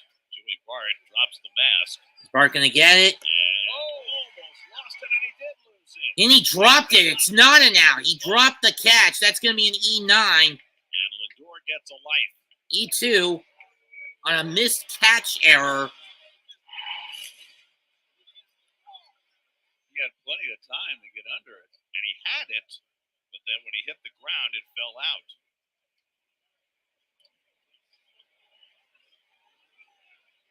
Assume the score will charge an error for a long time at bat. We've not heard yet. It's got to be in there. So Lindor gets another crack at it. Ninth pitch of the at bat coming from Ortiz. Yeesh. This one's fly down the left field line. Is anyone going to get this one? No, they will not. Goes over the netting in the third, down the left field line. We'll do it again.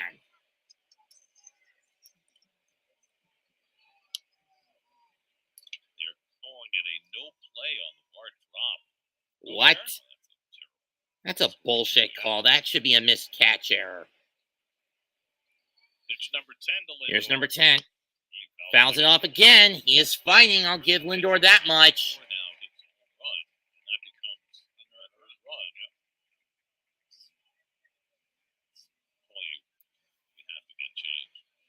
Unless it's an uneventful. Nothing happens to get that, then you don't care so much. 2-2 to Lindor. Lindor lines one down the left field line. That ball is off the top of the wall. Lindor will have to bolt to second and quick, and he will make it in with a stand-up double. I thought that one was going out, but a little higher, and he would have gotten it over the fence. His 26th double of the year, and the Mets are in business in the 6th. Well, should have been on the bench. How often does that happen? Down and in where he likes it. Bullet, laser beam.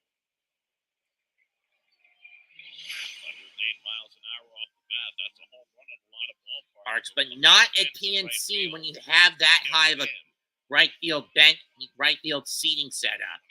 In ballparks like Great American, City Field, Yankee Stadium, Progressive Field, T-Mobile, etc. That's usually a home run. But in ballparks like Citizens Bank, Nationals Park, where you have still nobody up in that Pirate bullpen. That looks like it's about to change. Here's Nimmo. Lindor at second with one out. He was struck out twice. He'll give Lindor a look back to second. For as good of a base stealer as Lindor is, I'm not sure if he'd be willing to take off for third unless the ball gets away. That would have been a home run in 14 of the 30 major league parks. I believe it. True. Ball one to Nimmo, and now Ortiz is in a hole. First extra base hit either side has given up is that double by Lindor off the right field wall. And the Met fans and the 7-line chants begin with "Let's Go Mets." Here's the 1-0 to Nimmo. Pulled down the first, handle. Lindor will go to third, and there's the out. It's a productive out, but with 2 outs, you need JD to hit it instead of just sit there and chase it or make bad contact. Connor Joe scooped it up. So now 2 out. Tie-breaking run at third. And here's JD Martinez. Who has not had a lot of productivity since the ankle soreness issue in Washington. Lindor at third with 2 out. JD bounces one slowly to third. Brian Hayes fires, and that ends the inning. Where's your discipline, JD? Where's the fucking discipline at the plate to not chase something like that? Inning over, no score after 5.5. Mets had another, once again, Mets blow an opportunity to get a run home on bad plate discipline. Isn't just racing and farming. It's built on the skills, labors, and passions of dedicated people working in every industry throughout our state. This game's not even out. It's just barely past an hour and a half old. Support thousands of families and even make dreams come true. Virginia's economy wins with horses.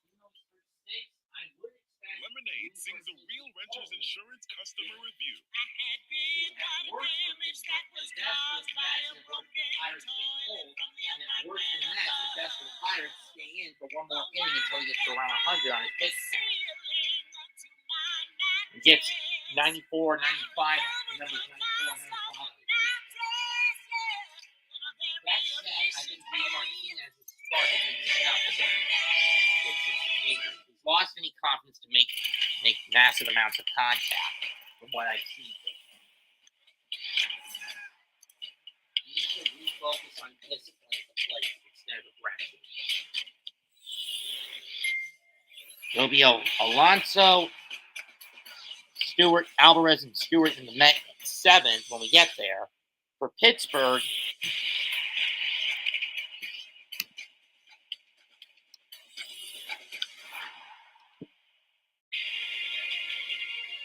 it'll be Reynolds, Joe, and Gonzalez.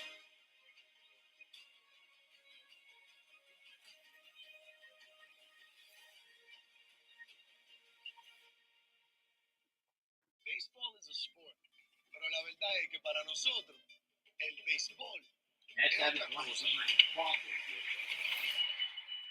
El béisbol es un corrido, un dembow y un reggaetón prendido. Es un placata. In his last start on Tuesday, We're back. I went 7 innings for the first time this year. Brian Reynolds leads Reynolds off. lines one in the center. Diving by Nimmo. And Nimmo makes the catch! Brandon Nimmo takes a base hit away from Brian Talk Reynolds. about A close beautiful call. diving That catch one from the looked like it first would have been a baseman. double Big worse. jump on this ball off the bat. And Nimmo tracks it down. Nimmo hasn't played a ton of center field this year, but he can still play out there. Got a great read and took a base hit away from the Pirates' best hitter. Much to the delight of Sean Manaea, who just threw his 80th pitch of the day. Connor Joe's walked and grounded out. And Strike he one to gets back Joe. Cutter for a strike. So the Mets have held Reynolds in check today. He's gone 0 for 3. And that's huge if you want to beat this Pirates team. Joe pops one up. To second. Iglesias is under it. He'll make the catch. 2 down. 2 outs on just So 3 pitches. 3 pitches, 2 outs for Shawnee Manaea. Quickly, he might have a chance to go 7 for a second straight start. Gave up 1 earned By contrast, 7 how many pitches has 97 Ortiz thrown? Nothing. He's thrown 86, 2 hits. which is his personal best. There's Nick Gonzalez. Gonzalez cuts on and misses strike 1. And Carmen Molzinski now warming up in the bullpen for the Pirates, which means this could. Majinski served as an opener for Luis Ortiz on several occasions this year. Ball Now one. Ortiz has given the Pirates 6 scoreless innings as a starter, as Majinski behind him instead of ahead of him. Molzinski waiting in the bullpen. That's fouled off. 1 and 2. Gonzalez. Meanwhile, Manaea has walked 3, struck out out 5, giving up 2 singles, both of them pulled by right-hand batters. One went off Vientos' glove. And one that got turned into an out. Right over the bag, and then McNeil trying to stretch to a double. That's been it. Ortiz has every reason to be happy. Turning in an excellent start today. 1-2 pitch on the way. So with Manaea. Gonzalez just That's fouled off. We'll do it again.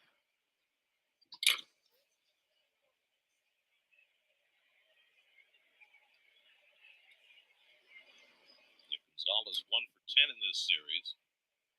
Took over as the regular second baseman for the Pirates in the middle of May. 1-2. 1-2 coming. Too high. 2-2. If you're the Mets, who you put in this situation to come in as your bullpen arm if you get out of the 6th and go to the 7th and don't let Manaea pitch the 7th? You can't use Reed Garrett. Denzel Nunez, while a decent arm, wouldn't be useful at this point. Outside, full count. Don't get me started on Jake Peekman. That guy has been dog shit. Nothing but dog shit. And Ottavino is erratic. 2-2 pitch. Sit down. We go to the 7th. Manaea with his 6th strikeout of the day. Number 6 in the day for Manaea. No score. 0-0 to the 7th. Pittsburgh. Nothing compares to a horse. They inspire greatness, command respect. Because Virginia's horse industry isn't just racing and farming. It's built on the skills, labors, And this is for all sports. Hockey, football, baseball, basketball. Throughout our state.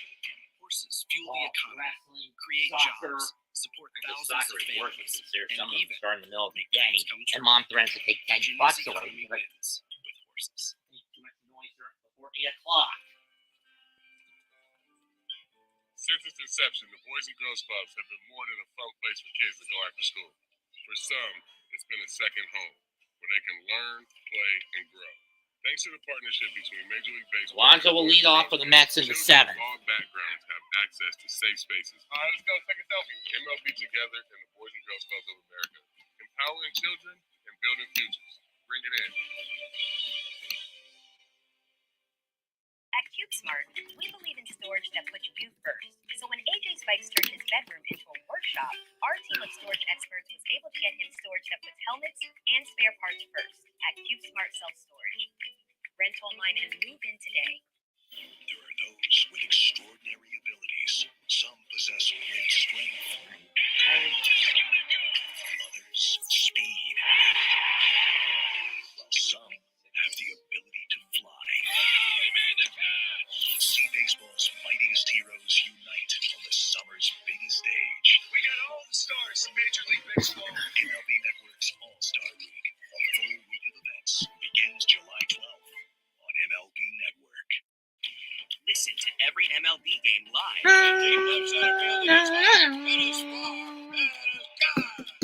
Stream minor league affiliates. The Midwest League home run leader.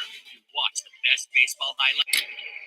And we're back. P. Alonso leading off, and it'll be Zadinsky now on to face the Mets, and he throws one right over the middle. And Alonso doesn't even bother making a cut, taking a cut at strike 1. Second, flight out of the 4th against Luis Ortiz, who was tremendous today for the Pirates. That one's way outside, 1-1.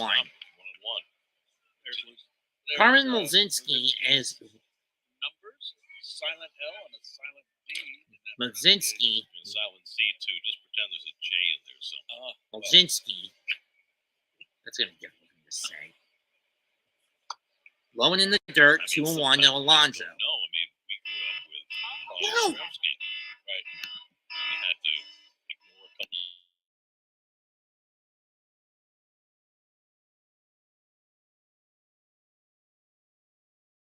Call Majinski Moj. A lot of letters, some which have absolutely no purpose, unnecessary. Here's the 2-1. Catches the outside. 2-2 Alonso doesn't even bother chasing him. Come on, Pete. Cut one that's not outside the zone. This is where Pete gets a bit nervous at times. outside, Starter out of the inside, game full after count. six. Too far in. 3-2 to Alonso. Ortiz didn't walk anybody in his 6 innings. Majinski in his second year with the Majinski. Pirates. Last year was in 35 games. It was really good.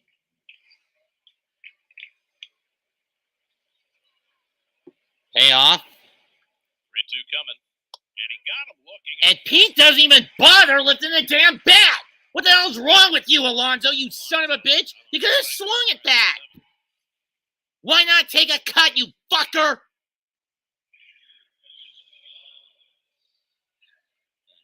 That's the thing with Pete that's been infuriating me this year.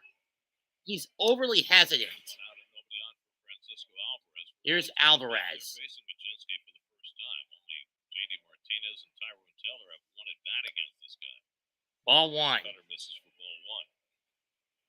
Alvarez grounded into a double play. Alvy is grounded out Spinning twice. ground ball to first in the fourth. He's 0 for 2. Hitless in his last 9 at bats. That includes getting hit. Alvarez lines one to right center, base hit into the into the gap. And Alvarez is going to just jog in the second with a double. So the Mets have a 1-out double for the second straight inning. Lindor in the 6th, and now Alvarez. Alvarez likes that ball up and out over the plate. He likes to play that ball the other way.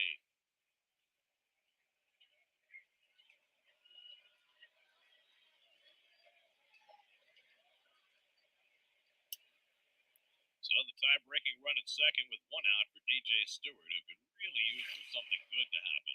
Yeah, he really needs a 2 fucking today, hit. 0 for his last 11, 5 for his last 51. Strike one by Majinski. I don't even know why Stewart is still in this Met lineup. He's been dog shit since the page of the calendar turned from April to May. I mean, do I see him getting shipped off for a cash comp at the deadline? Yes. Cuts and misses 0-2. Underneath it, it's 0-2. Went over the top on that pitch. Goes under that pitch, 0-2. Vientos waiting on deck. 0-2 coming to Stewart. Up and out, 1-2.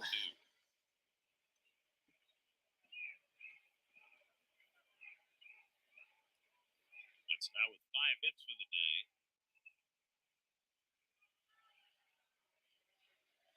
Alvarez at second with 1 out. 1-2. Up and out, 2-2. It's 2-2. And it's going to be Reed Garrett. I do not like this idea of bringing him in when it took him forever just to get out of the 7th last time out. If it was out of Vino, I would have been fine with it. Diaz should be good to go if Mets get in that situation. 2-2. And the slider almost hit him. Did that one hit him? 3-2. No, it didn't. Full count. Diaz threw just 11 pitches in his return to action yesterday. Daniel Nunez had a quick inning as well. He only threw 8 pitches in the 8th inning. Yes, he did. Buto in his 1 2/3 through 16. Right? Sounds like Mom's I don't home. think they'll bring him back to back. Let me just Yeah. get this pitch and then I'll get going. Did someone take over? Days of the bullpen. Gotta stay ready from day to day. Well, Stewart's gone from 0-2 to 3-2. Vientos to follow. And he plunks one into shallow Plunks one to center. shallow center. Is this one going to Got a late fall? start, but he No, gets it's it not. back. 2 down. Stewart is retired, 2 away. Jammed him. Oh, a little stutter step by Taylor, but his speed makes up for it. He's a little tentative on several balls that he's come in on in this series. Gold Glove winner. So 2 out. RBI situation for Vientos, who had a base hit back in the 3rd, struck out in the 5th. Mark sitting Got all the way to 3-2 3rd, but in didn't get much scoring further than position. that. Going to get that first run of the game home. Ball Takes 1. Goddard that misses away for ball 1. Coming. Mark is 2 for 6 in this series.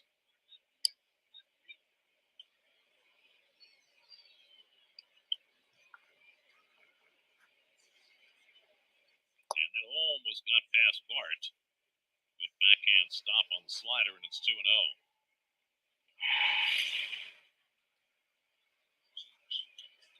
Really just a backhand there.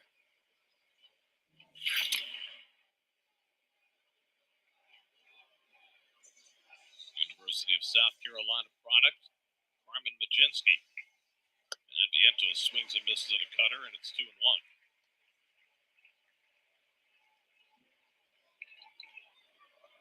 Jeff McNeil would be next. Garrett throwing in the Mets bullpen. Manaea has thrown 89 pitches through 6 scoreless innings. 2-1 coming, and Vientos grounds it to third. Hayes has got it, and the throw across the diamond is true. And the Mets again can't register a run after a double. No score at the 7th-inning stretch.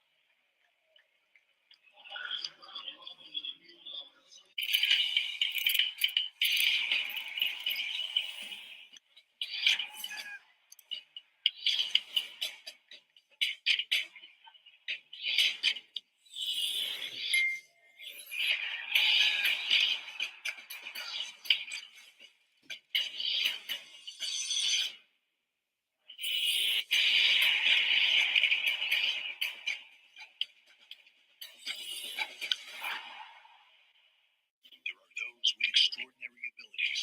Some have great strength, speed, or the ability to fly. See baseball's mightiest heroes unite on the summer's biggest stage. MLB Network's All-Star Week begins July 12th on MLB Network.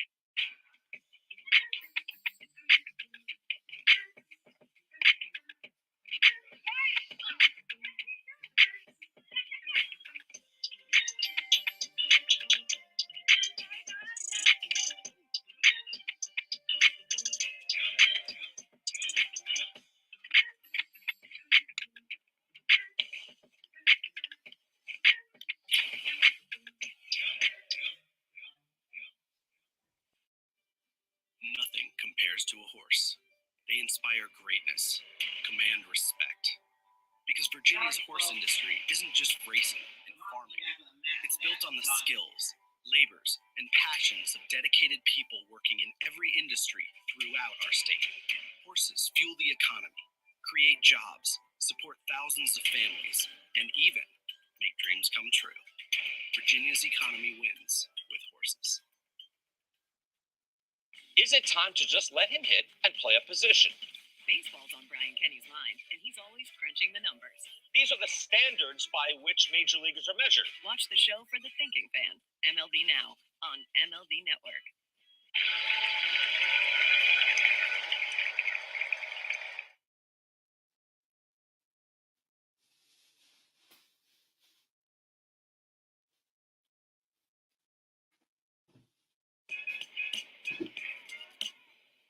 Jason Dominguez, 20 years old, and here he is in the big leagues at the age of 20.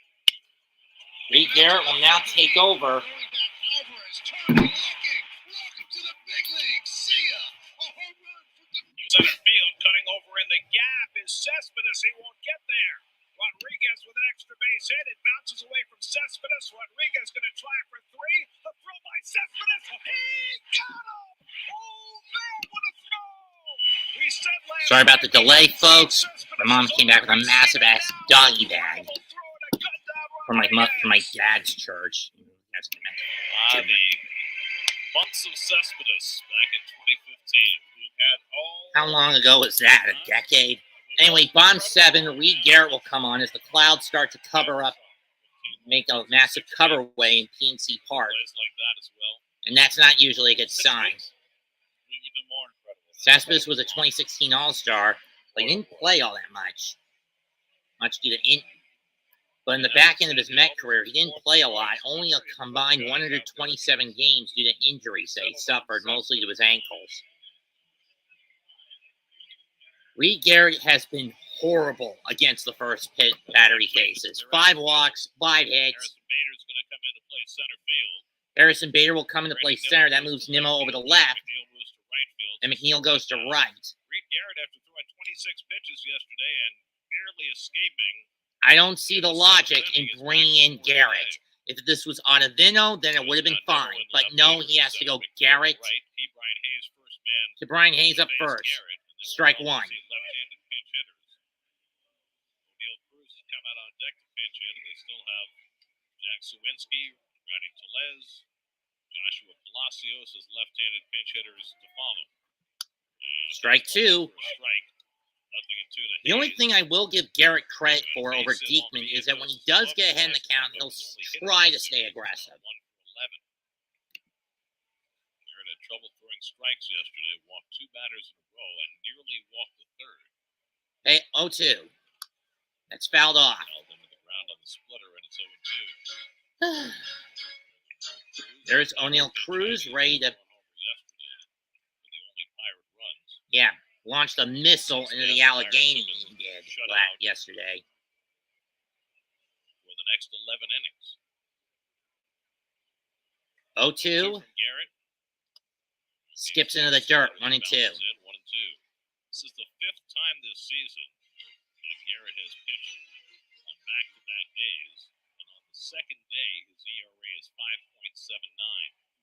Colin Holderman, former Met, is Another former Met warming up in the pen. It's Colin Holderman.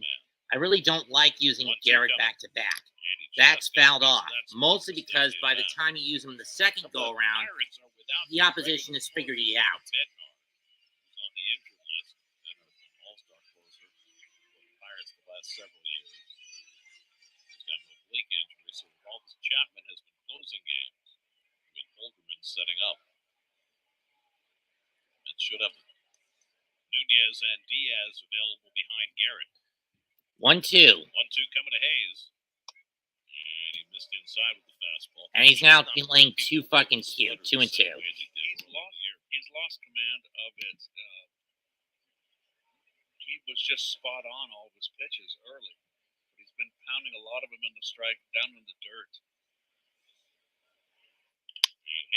Hayes fouls that one off. Too much pounding and not enough command There's Bednar. or pitch location. There you see Bednar, the injured Pirate closer. Chapman has been a short-term fix, but he's been a good short-term fix for Pittsburgh's bullpen. They've got a veteran closer in Chapman picking up the slack. 8th pitch of the at-bat, and Hayes again lays off the splitter, and it's 3-2. This is the way it's been going for Reed Garrett. Gets ahead and can't put him away. Early in the season, once he got ahead, that splitter was his put-away pitch. He's going to throw another one here. He's got to stop relying on that split finger pitch. Maybe a curve would do the trick. Here it comes. Got a fastball and fouled it back. And this is what you don't want if you're Carlos Mendoza, which is why I was heavily advising against bringing Reed Garrett in on back-to-back days after he threw 26 yesterday just to get out of the 7th by the skin of his fucking teeth. But then again, Mendoza and Hafner are being idiots with the bullpen again. Is no fucking surprise to me. Here's the payoff. Lines one in the center, right center, base hit, scooped up by McNeil. He'll throw it to second to cut Hayes off. And again, K. Brian Hayes gets on base safely. He's been the one Pirate who's been able to get on base every fucking time he's been at the plate. Here comes O'Neill Cruz to pinch hit for Olivares.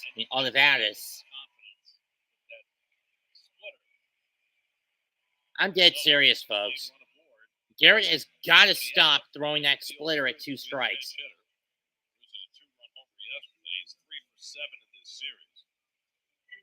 With a pair of homers. This is the one that got all the way in the Allegheny yesterday. Aim off Peterson.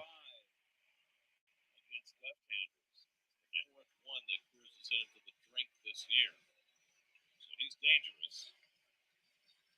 15 home runs on the season, also 104 strikeouts, 5 strikeouts. This is why I would have gone Ottavino instead of Garrett. Do I hate Ottavino? Yes. But did he get used yesterday? No. So would it have been a smarter move to use the fresh pitcher? Yes. But when have Hafner and Mendoza used logic? They don't. Which always pissed me off. Cruz takes ball 1.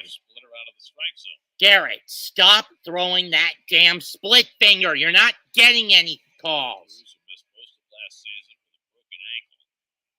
He was just dripping with talent. That's fouled off on another fucking splitter. 1-1. For the love of all that's holy. Throwing the split, even though it has not agreed with him so far. Throw a curveball. Throw a changeup. Just throw something under that fucking split finger. 1-1. And again with the damn splitter. Garrett, get your own head. Get your head out of your ass and stop throwing that damn splitter. Because it's not working for you.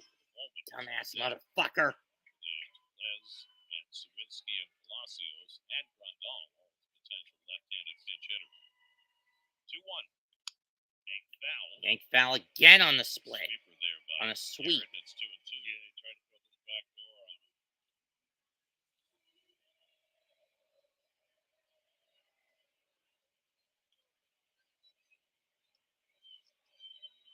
Cruz has had 2 at-bats against Reed Garrett and struck out both of them.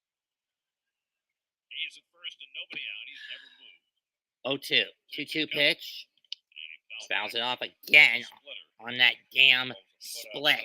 Just throw a fucking fastball, you dipshit. Please, throw a fastball. No split fingers.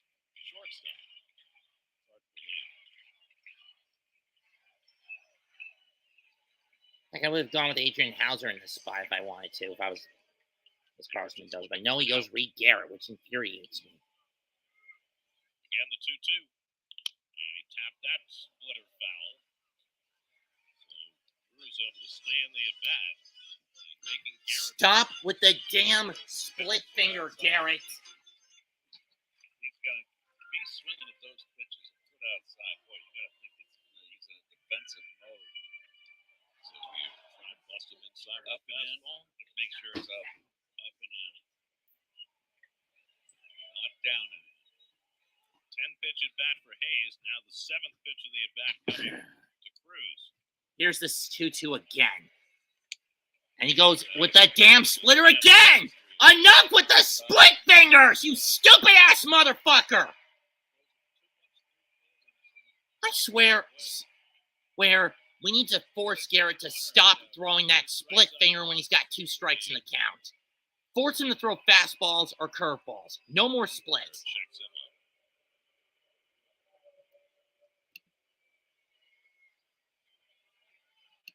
That splitter is going to be his death pitch. It's with his self-indulgent idiocy. Here's the payoff again. Got him swinging. And he strikes out O'Neal Cruz for the first out. It's a big pitch by Reed Garrett. A critical pitch by Garrett to get him to chase one in the dirt.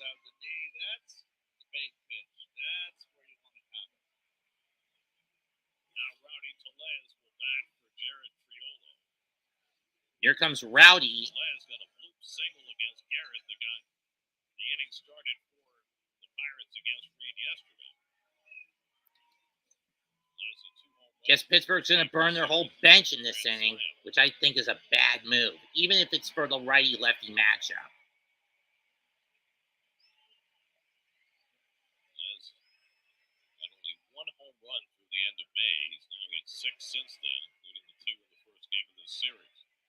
Hayes at first and 1 One of them was a salami. And Telez takes a fastball that misses the edge, 1-0. This is the 3rd batter for Garrett.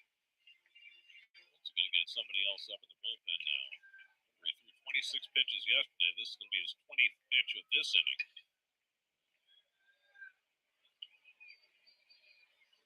And Telez takes a slider for a strike. Throw to try to snap, and you catch Hayes. He doesn't bite.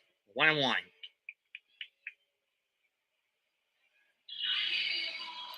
they were about to get somebody up, but not yet. A lot of trust in Garrett, working a 2nd straight day.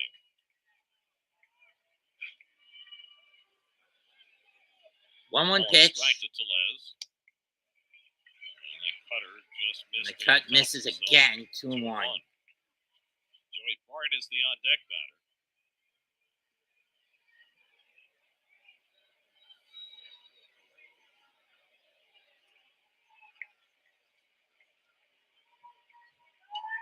Two-one coming. That's fouled off. Fastball, and it's 2-2. Another pitch. What? Almost a foot outside. Now Adam Ottavino starts for Lucid. Garrett up to 22 pitches, 48 now in the last 2 days.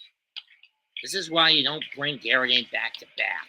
Les has 5 career pinch hit home runs. I wouldn't have minded Ottavino in this situation as much as I hate his ass, but regardless. Will use his timeout. And Rowley will use his timeout. It's finding themselves in another scoreless duel. Partially blamed on bad plate discipline that they haven't gotten anyone home, especially in innings where they've had back-to-back doubles. Hayes has not moved from first base. The strikeout of Cruz, and now the first 4 pitches to Tellez in a very close play on a quick move by Garrett. And Hayes just got the hand back. Not much of a lead either, Garrett. Eat the tag. Got that hand back before the tag on the shoulder.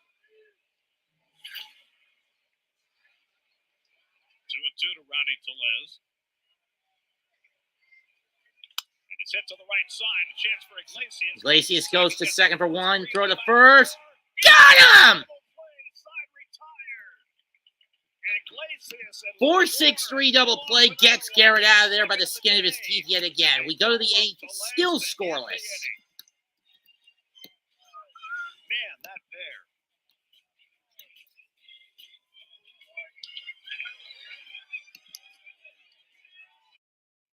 Nothing compares to a horse. They inspire greatness, command respect. Because Virginia's horse industry isn't just racing and farming. It's built on the skills, It'll be McNeil, Iglesias, Iglesias, and passions of yes, dedicated and people working in Lindor every for the 8th. industry throughout our state. Horses fuel the economy, create jobs, support thousands of families, and even make dreams come true. Virginia's economy wins with horses. Incredible, isn't it? Yeah. Well, with your home, auto, boat, and RV all bundled with Progressive, you've got the peace of mind to really wander. Yeah, I just hope it stays this way. Once word gets out about these places, they tend Are you to... done? And there it is. Well, at least your vehicles are protected. Let's hit the road. Hey, Sam. I am just at this beautiful lake that I just discovered, practicing gratitude, manifesting abundance.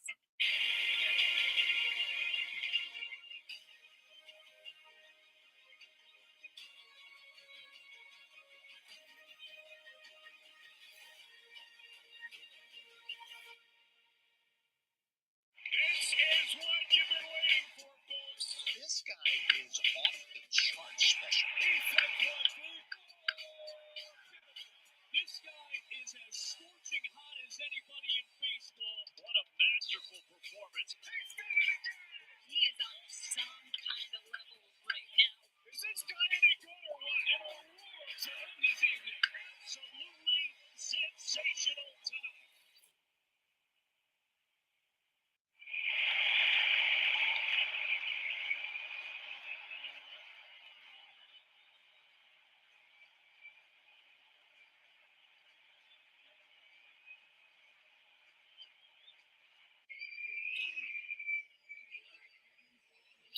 All right, it's the second time in less than a week the Mets have been involved in a scoreless game going to the 8th. Changes for the Pirates. Rowdy Tellez stays in the game at first. O'Neill Cruz stays in at short. Connor Joe goes from first base to right field, and the former Met Colin Holderman is on to pitch. He's having a great year. Jeff McNeil to lead off. And he takes the first cutter for a strike, 0-1.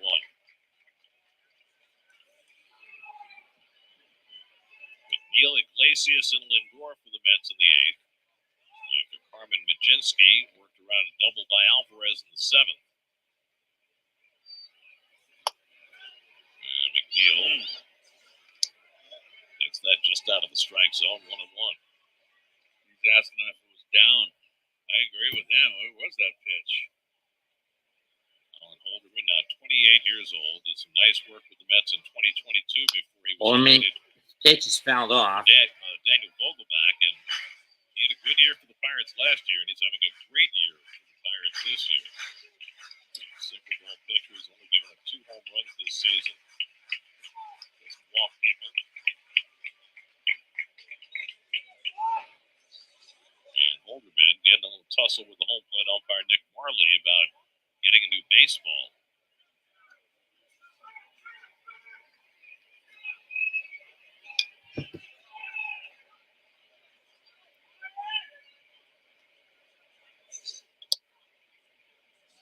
One and two to McNeil with Iglesias on deck. And Jeff 1-2 outside, 2-2. and it's 2-2. Colin Holderman, a former Met who was shipped out during the 2022 draft deadline and trade deadline for Daniel Vogelbach, a mistake that bit the Mets bullpen badly. Home run on Friday night. And he goes down swinging. I swear McNeil has lost all semblance of discipline at the plate. Iglesias is up next. Just pulling off like he's been doing all year, and he can't cover that outside corner. Respect from high-speed hitting. Mark Vientos' base hit to left in the third inning is the hardest hit ball today. On a day when nobody has scored, Mets have 5 hits. The Pirates have 3. Here's Iglesias. Iglesias takes strike 1. First strike. Iglesias lined out to right in the third, and then hit a soft liner to second in the 6th. Started that double play to end the bottom of the 7th. Often see double plays turned on a ball hit like that. Ball Long 1 to make and not hit very hard. You got to have a slow runner to help you, but still, it's all the agility and quickness.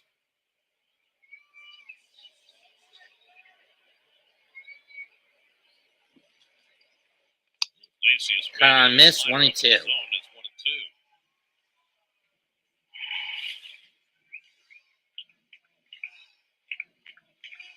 Cisco Lindor has got 2 hits today, is on deck. Sometimes Iglesias can overswing. He takes a rip 2 and 2. For a little guy.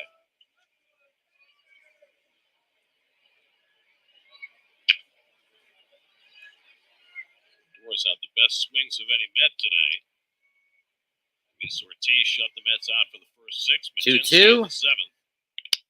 And Iglesias bloops one over the head of the second baseman. Swing for a base hit. And Iglesias will hold up at first for a single.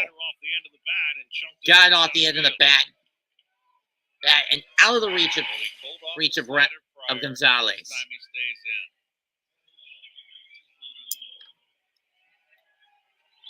Four stolen bases for Iglesias.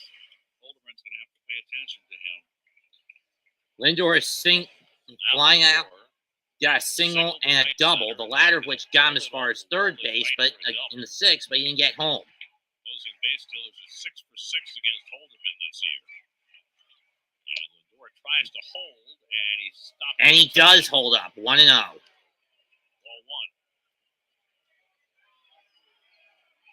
Lindor 0 for 2 in his career against Because it's Holderman. making you look like a lunatic, okay?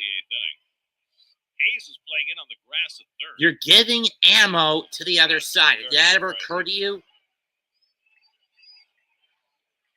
There goes Iglesias. Iglesias goes. The throw. To second is in time. He was safe. Cruz got the tag down on Iglesias, and he is caught stealing. 2 out. Good pitch to throw on. And they got him. The tag's high. Good jump. It throws right to the back. On the fanny, got him. Yeah, he got him. Up in the air, and not a great slide. That was a horrible slide by 2 out and Iglesias. nobody on. 2-0 the count to Lindor. 2-0 to Lindor regardless. I mean, the Mets telegraphed they were going to steal that one. Try to steal that base. Ball 3. With Brandon Nimmo waiting on deck. Well, in this spot, tie game, 8th inning, 2 out, nobody on. Got to be thinking about getting one to hit out of the ballpark. Yep, middle in. Holderman doesn't give up many home runs. No, he doesn't. Pitcher. And he throws that one to the backstop for ball 4. Not that it matters, but regardless, it's the first. Lindor's now the first man to get on through a base on balls. His third time on the bag today. Tomorrow will be Christian Scott against Mitch Keller. Both have been pretty hit or miss and relatively lackluster at best. Start for the Mets against Mitch Keller. And of course, Carlos Mendoza and Jeremy Hefner's pitching logic, or lack of it, has screwed Scott out of a couple of wins this season. One against Tampa, one against St. Louis, against San Francisco. So now Nimmo's had a rough day at the plate. He's got 0 for 3, 2 strikeouts and a ground out. Called strikeouts, called third strike, and 1 bullet with the man on base right at the first baseman. And they're going to play him pull on the right side. On the infield, they're playing him to pull. We've seen Brandon with 2 strikes going down that left field line. I know the speed Lindor's got. Get into the gap or get over the fence, and this game gets out, and the ice is broken. Nimmo drives one deep left field, going back to the track, to the wall. It's off the fence. Lindor racing for third. He's going to head, trying to race home. Throw is not, cutoff throw is dropped. And the Mets get on the board first. 53rd RBI for Nimmo. Mets go up 1-0. Stand up, New York Mets fans.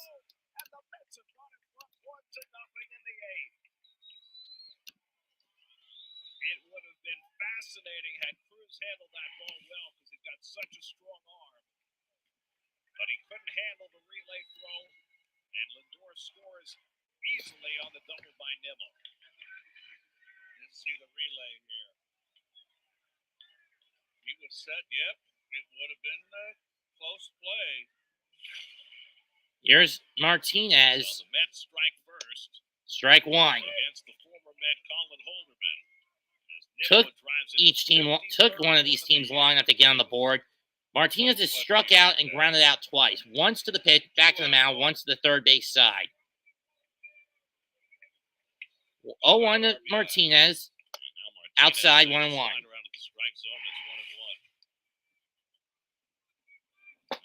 the big home run against the Astros in the 7th inning last Sunday.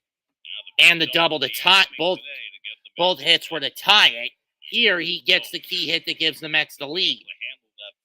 It's not a big one, but it'll do. Swung and a miss, 1-2.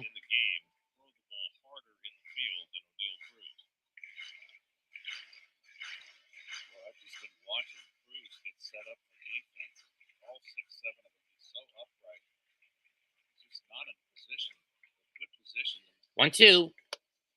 Holds up, 2-2. 2-2 to Martinez, who's 0 for 3 today, hitless in his last 12 at-bats.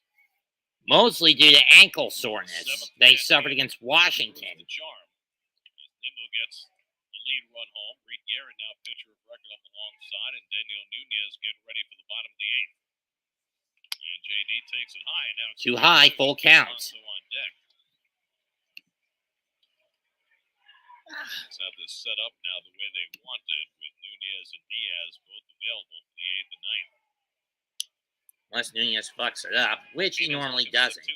Here's the payoff to Martinez. Holman steps off to try to chase Nimmo back to second, and he does. Look Nimmo back to second, and he does. I don't think Brandon's going anywhere with Martinez up 3-2 and Pete in the on-deck circle. He's already in scoring position. Holderman was just buying himself some time. Here's the payoff. And Martinez takes ball 4. And the inning continues. So 4 straight Mets have reached base. After McNeil struck out to start the inning, Iglesias got a base hit. He was caught stealing. Nimmo got Lindor walked, and then Nimmo hit a double, and now Martinez is on with a walk. So the Mets are now starting to get some cooking. Runners on first and second, 2 out, and here comes the Pirate pitching coach.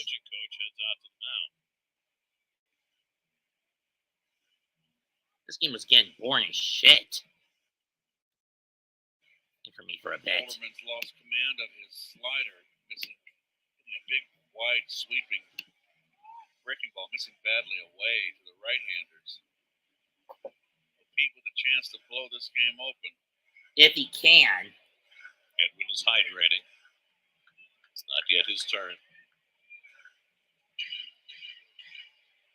He knows when the bright lights come on. He was successful to return to action yesterday off his 10-game suspension. That's trying to add to their lead with 2 out and 2 on in the 8th. He's 1 for 3 today at a base hit back in the 2nd. And he takes a sinker out of the strike zone for ball 1. Ball 1. He's 0 for 2 in his career against Holderman.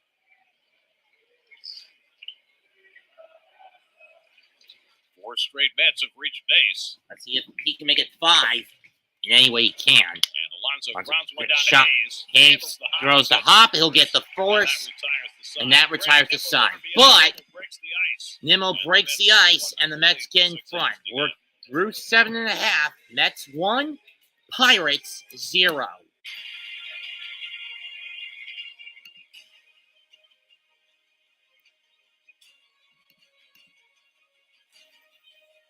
Mets so far the only team in the league this year without a shutout victory, as far as I know. Maybe they do have one. I don't remember. To a horse.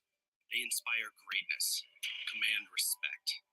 Because Virginia's horse industry isn't just racing and farming. It's built on the skills, labors, and passions of dedicated people working in every industry throughout our state.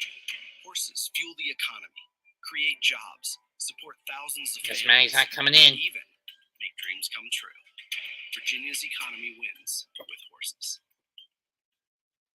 If you had a magic wand and you could wave it and change one thing that would really benefit consumers, what would it be? Wave away all the big companies that are gobbling up all these small producers. A lot of these big companies have a formula of what they know consumers, in their opinion, like, which gets away from the terroir of wine, the history of wine, what makes wine so special. The majority of the world doesn't even realize how many great small production independent wines are out there that get lost in the commercial space. Some Station is here to be that one-stop shop to discover and explore the wine you love. You love the players. You love the game. See ya. Now you can own baseball greatness. MLB Auction lets you bid on game used and autographed bats, balls, jerseys, and more. With items added all season long from your favorite major league teams, legends, and players. Each item is MLB authenticated to ensure the item shipped directly to your home is the real deal. Want a piece of the game? Visit auctions.mlb.com.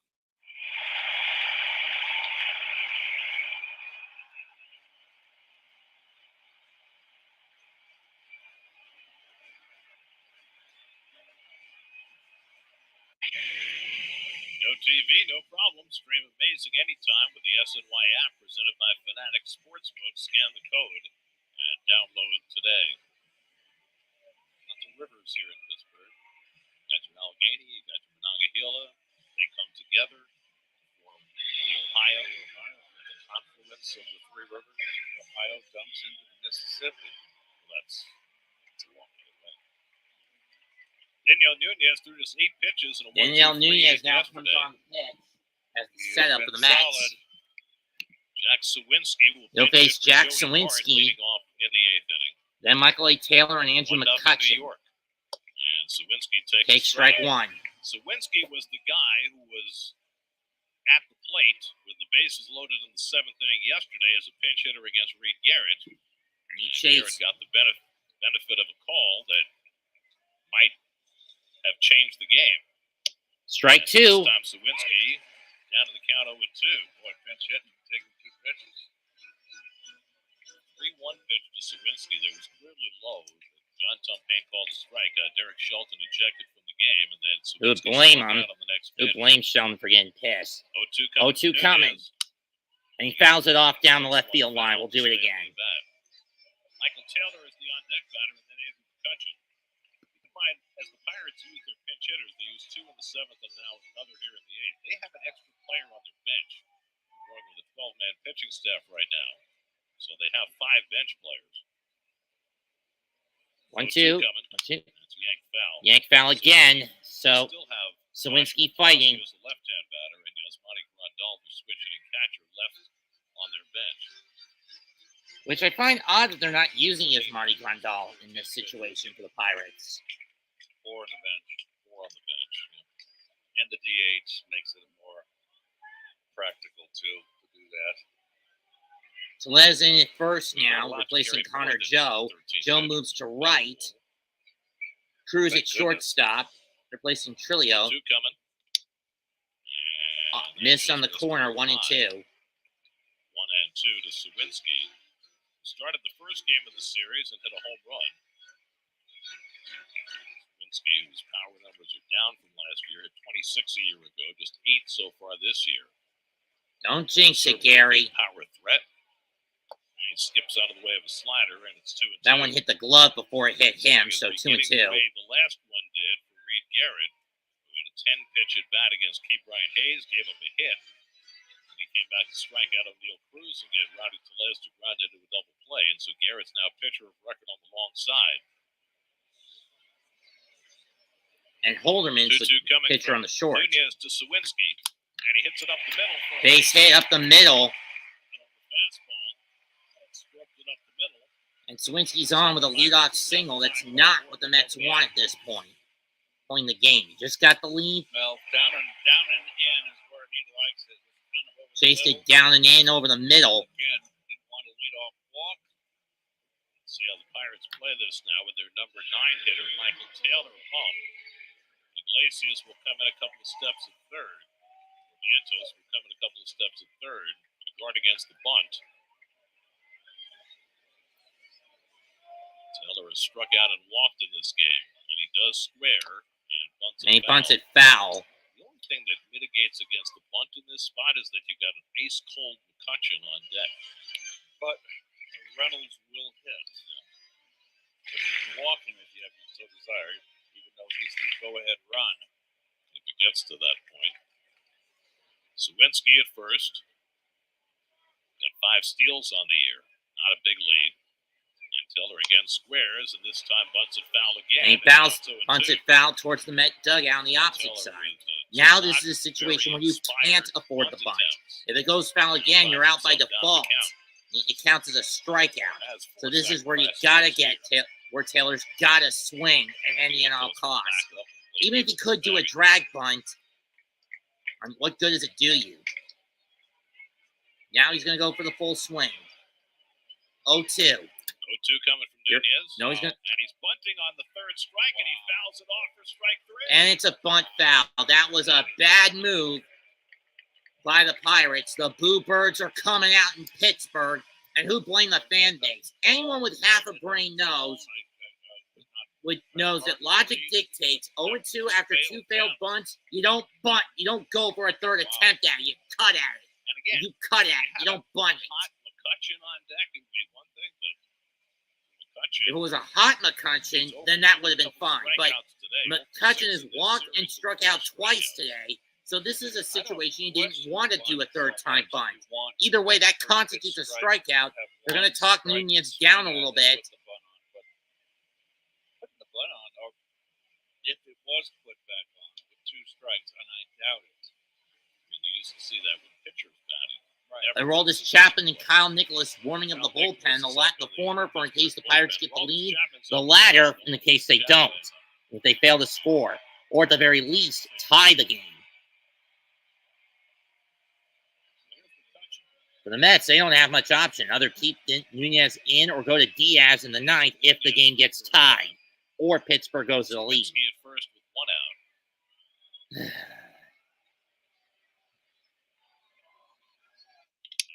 McCutchen lines one in the center field. Base hit. And the Pirates are now got some cooking. Runners on first and second. 1 out. And Brian Reynolds, the most dangerous hitter in their lineup, is up next. Tying run now in scoring position for Pittsburgh. I'm not sure if he scores there because Bader Church wasn't playing very deep. Well, the Pirates have this set up exactly the way they'd like, with their best hitter, Brian Reynolds, coming up. Edwin Diaz is up in the Mets bullpen. Would the Mets go to him in the 8th inning? No. I don't think he'd be up unless they were considering it. Nunez has been too good. Are they going to walk him? He was 0 for 3 today, but he was robbed of a hit his last time up on a diving catch by Nimmo in center field. Nimmo's now playing left and Bader's in center. Reynolds had 6 hits in the first 2 games of this series, including a couple of long balls. Sawinski, the tying run at second. McCutchen at first. 1 out. And Reynolds can't hold the swing on the slider. Strike one on the slider, 0-1. And Reynolds facing Nunez for the first time. Mets have already turned 2 ground ball double plays in this game. Force the grounder, Danadell. Come on, get him to ground it. And Reynolds again trying to hold, and that time he held it in time. Holds it up, 1-1. Ball, 1 strike. So sliders by Nunez, giving Reynolds some fits. Looked close, not sure if he held or not. Meanwhile, Diaz is throwing like he means it in the Mets bullpen.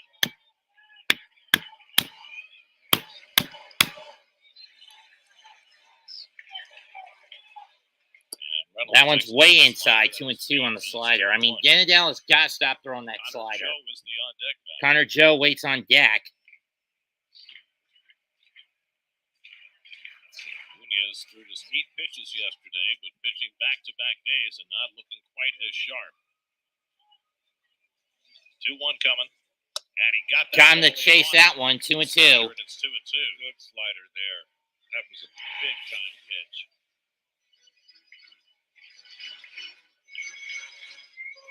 Chase again. Chase again. Nunez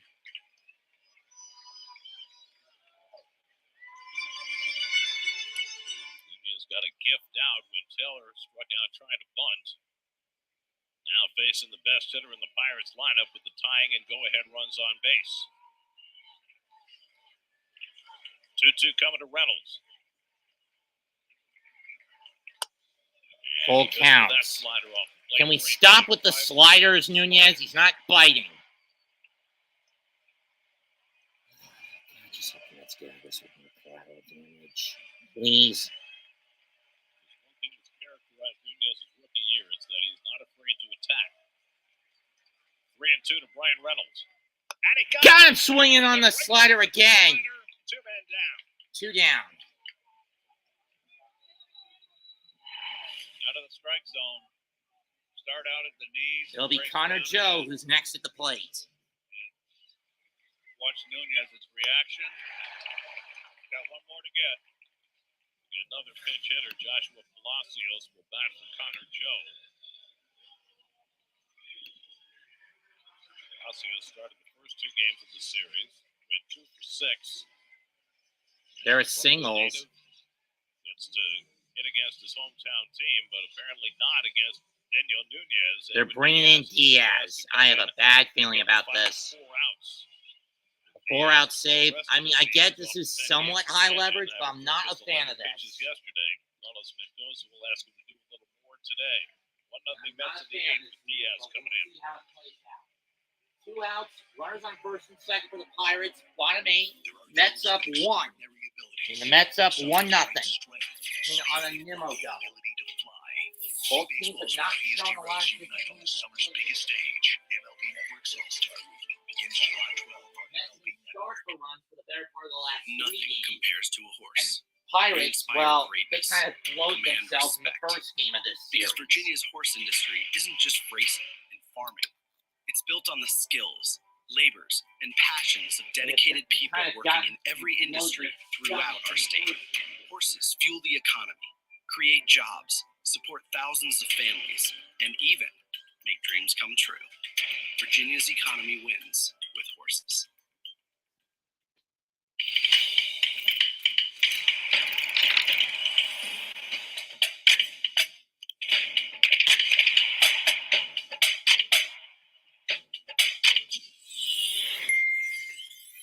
Yeah, he's going to have to throw some rock.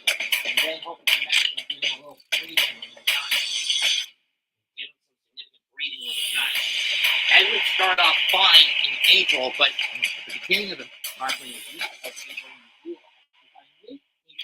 Listen to every MLB game live. we found out he suffered a shoulder infection, which kept him out until June. Stream minor league kept him out. Watch the best baseball highlights and look-ins on MLB Up until that is until the game against the Cubs to the end of June, where he basically got busted for rosin on his hand, and with dirt combined with sweat sticking to him. and got suspended for 10 games.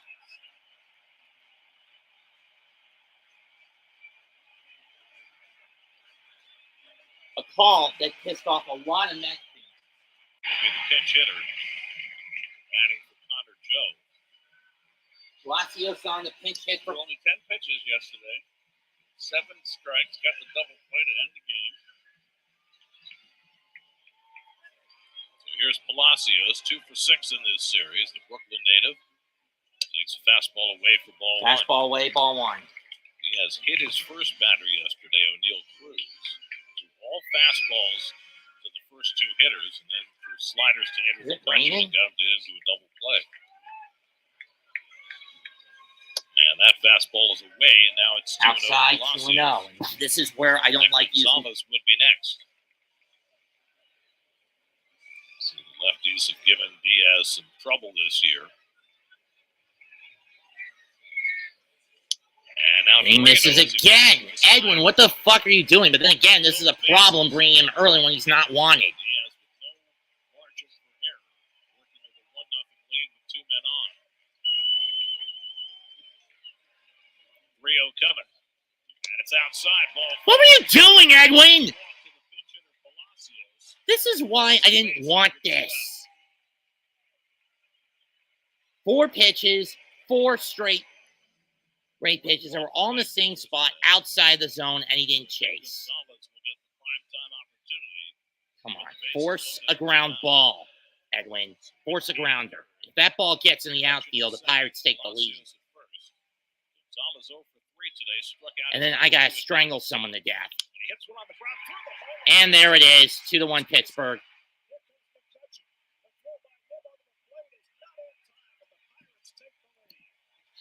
This is why I didn't want Diaz coming in this late. I want this early. It's been the Mets in the ass multiple times. Carlos Mendoza, you are a fucking hack! Hanging slider here, belt high.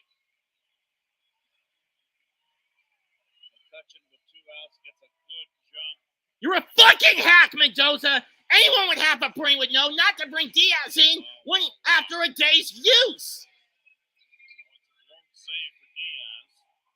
And now Diaz is on the short end of the stick, even if the Mets get out of this inning.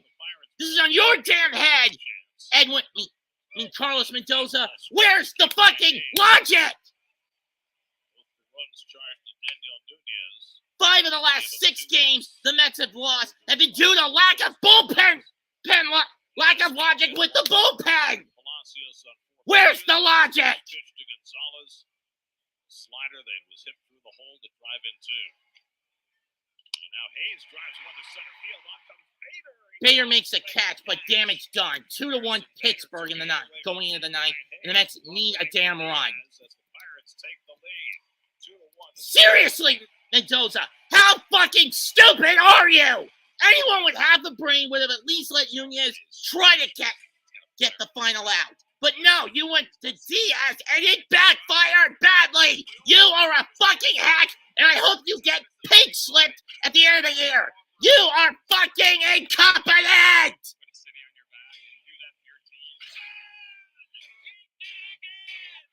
No, instead of asking for 2 nooses at Citi Field, we should get 3. 1 for Hefner, 1 for Barnes, and 1 for you, Mendoza.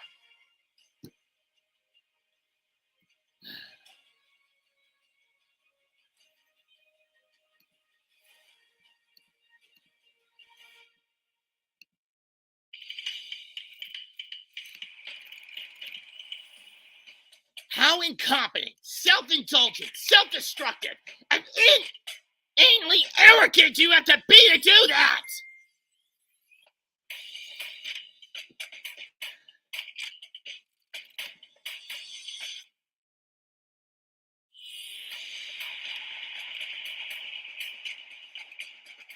There is a cancer in that dugout, and that cancer is a 3-headed stew.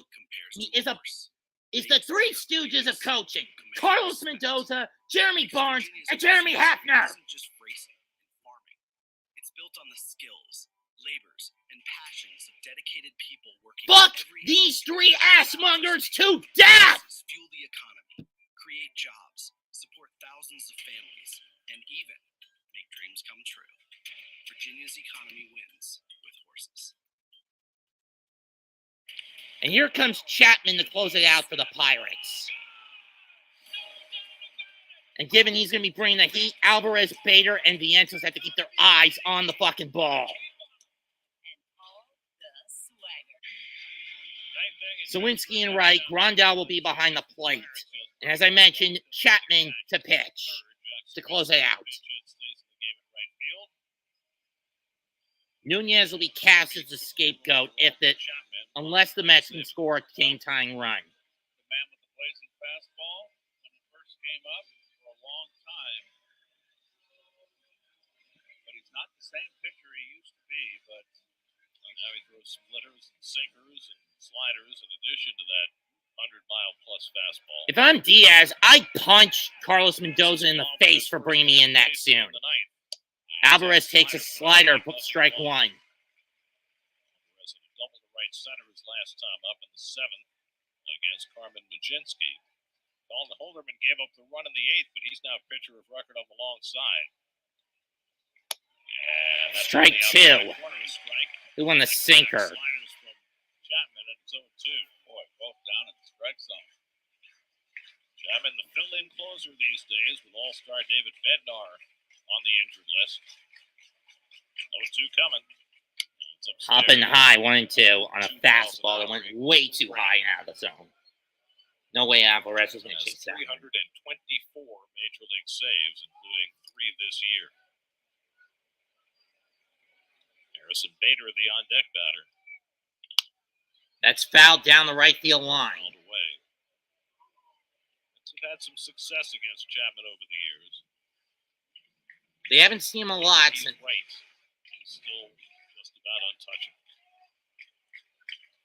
Only 2 active pitchers have more saves than Chapman, Greg Kimbrell and Kenley Jansen. And he goes down swing. Out of the mitt of Grandal.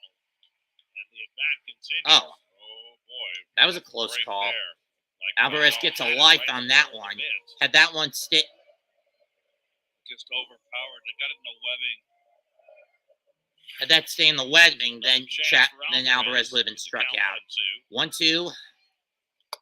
And he doesn't chase the splitter. 2-2. Bader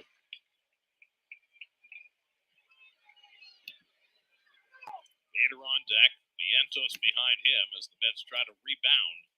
Scoreless game until the 8th. Nimmo's RBI double put the Mets in front, but Diaz gave up the go-ahead hit to Nick Gonzalez. And now the Mets try to respond in the 9th.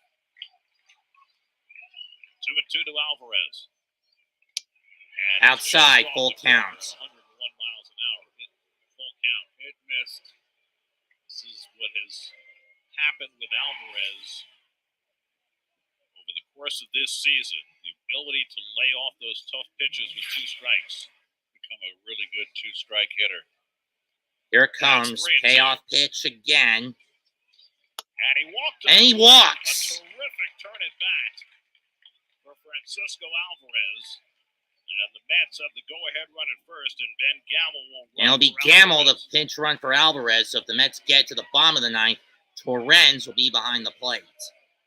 Luis Torrens will be behind the plate. I get with Gamel, it's meant for speed purposes, but with Grandal, I'm not sure if you should run on him. He laid off some pitches just out of the strike zone. Bader got a sac fly in yesterday's win against Pittsburgh. But that said, I'd still want to strangle. Bader had a double and a sacrifice fly last night. Was out of the starting lineup today because his neck was still acting up, but well enough to come in late for defense. And now getting a turn at bat. Ball 1. And he takes a strike on the outside edge. Over to the ball. He called it a ball. Yep, ball 1. Bader has a hit in his only career at bat against Chapman. Hayes right on the line at third, right near the bag. And it's fouled back. It's fouled off, 1-1. 1 ball, 1 strike. Answer me this, folks. Am I wrong for calling Mendoza a hack and for how he blew this, how he botched the 8th? I'd say I'm in the wrong. I'm not in the wrong. I'm not wrong on that. Gamel. Chapman throwing over. He was literally 2 steps off the bag.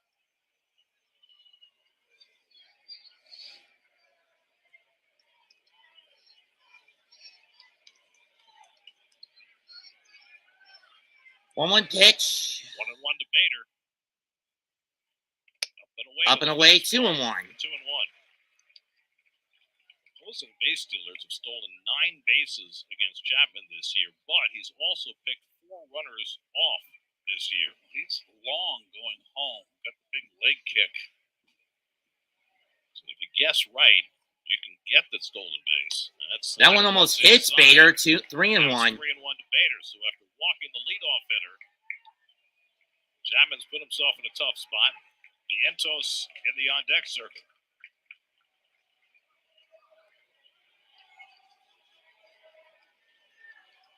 3-1 coming to Bader. He pops one foul, back it out of play. And we'll have a full count pitch. So Bader has been a big late inning hitter for the Mets. From the 8th inning on, Bader this year is hitting .328. A lot of those hits have come in big spots. Gamble at first, 3-2 with nobody out. Here's the payoff to Gamble from Not Bader. going. And the throw over. So now that's 2 throws over by Chapman. If he throws over one more time, then it's a balk. God, it's an awful big risk. You're down a run. I wouldn't run. Yeah, I wouldn't take off either. Strikes people out, just not at the rate he used to. 3-2 coming to Bader. Not going. And it's foul back. High fastball. There was a time in his career where his strikeouts per 9 were. But then when you consider Spider Tech playing a major role in his strikeouts in the early days, you got to figure they had to do a crackdown was inevitable on that. So it's a big gamble if you run. Another 3-2 coming to Bader. And Harrison lines one in the center. Base hit. Gamble takes the turn at second. And Gamble will hold up at second. And the Mets have the first 2 men on in the 9th. Another big late inning hit for Harrison. If Gamble had taken off, he would have been the third at best. But I understand not going. Chapman at 3-2, didn't want to walk. Look at that level swing right there. Right on that fastball. So now a chance for Mark Vientos. With the tying run at second and the potential go-ahead run at first. Vientos is 1 for 3 today and a base hit in the 3rd. Since then, he struck out and grounded out. And Terren's getting ready to come on. For a strike, 0-1. On the pinch hit, strike Terren's 1. is out on deck to bat for Jeff McNeil to give the Mets a right-handed bat against Chapman.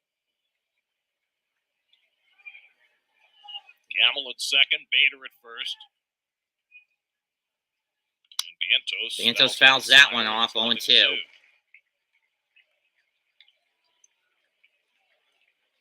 Vientos facing Chapman for the first time. It's not a great slider that Chapman throws. Has a little bit, tiny break. But, you know, you're so much expecting that fastball. 0-2 pitch. Tried to dot the outside. Misses the outside corner, 1-2. Myself. Vientos does have 1 at bat against Chapman. In fact, he homered in his only at bat against Chapman. Terren's on deck to pinch it. Not sure about that. 1-2 coming to 1-2 to Vientos. In the dirt again, 2-2. 2-2.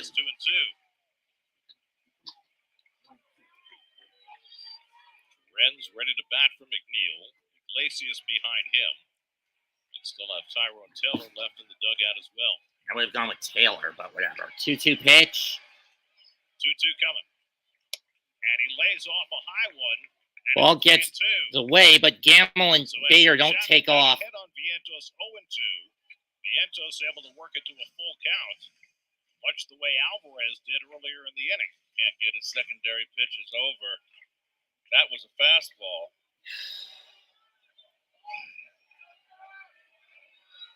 20 pitches deep in this inning and still looking for his first out. Chapman dealing 3-2. First to look back at second as Gamble slides back in to retreat. That's 1 look back.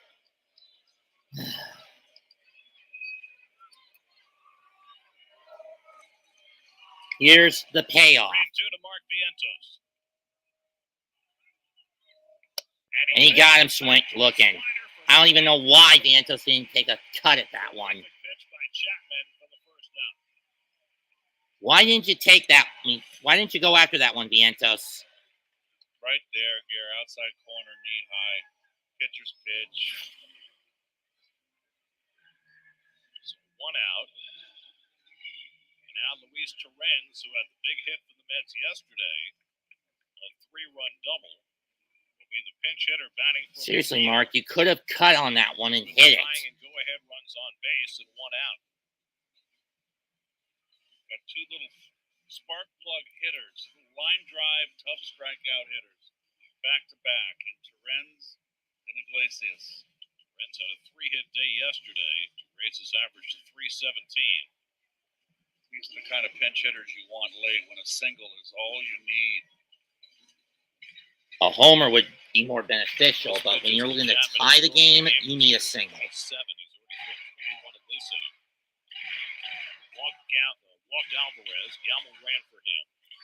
Nader got the base hit on a 3-2 pitch. Great pitch to strike out Vientos, and now here's Torrens. See if Chapman's got something left. And he takes a fastball for a strike. Nothing 0-1. won on that. 0 for 3 today and struck out twice. I question that 100-mile-an-hour gun. He's not throwing as hard as he used to. The time when he threw 105. 0-1 pitch. Backdoor slider, and Torrens just staring at it. 0-2. And the Mets now losing their momentum that they got with the walk and the base hit. Vientos went to a 3-2 count on each of his first 3 hitters. Now he's ahead on Torrens 0-2. 0-2 on the way. And Torrens just stared at it. Swing at those, you motherfuckers! Swing at them! Make some cuts. It was right down the pipes, and you chickened out. I swear I'm going to kill Carlos Mendoza for this botch. This is going to be 6 of the last 9 the Mets have lost. 5 of them due to bad pitcher usage. Ball 1 with Iglesias. And if they do lose, this will be 6 of their last 9 they've lost. Most of them due to bad bullpen, where you want to strangle Carlos Mendoza and Jeremy Hefner to death. 1-0. Iglesias fouls that one off to the backstop. The outfield here defensively, Sawinski way on the right field line. Pretty much straight up center and left. Big gap in right center. 1-1 to Iglesias. He fouls back the fastball, and now the Mets are down to their final strike. Iglesias can keep it going. Francisco Lindor will be next.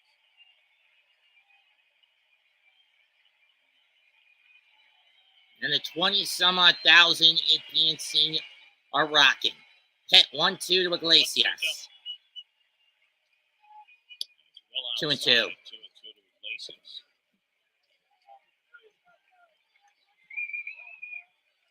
Iglesias 0 for 1 in his career against Chapman. Gamble the tying run at second. Bader at first. 2 out, 2 on, 2-2 to Iglesias. Here's the 2-2. He fouled it off again. To stay in the at-bat. Yeah, he's a battler. Tough strikeout. I don't expect Chapman to be used in this game after tomorrow's game if he's thrown 30 pitches. I haven't seen him try to pop one inside.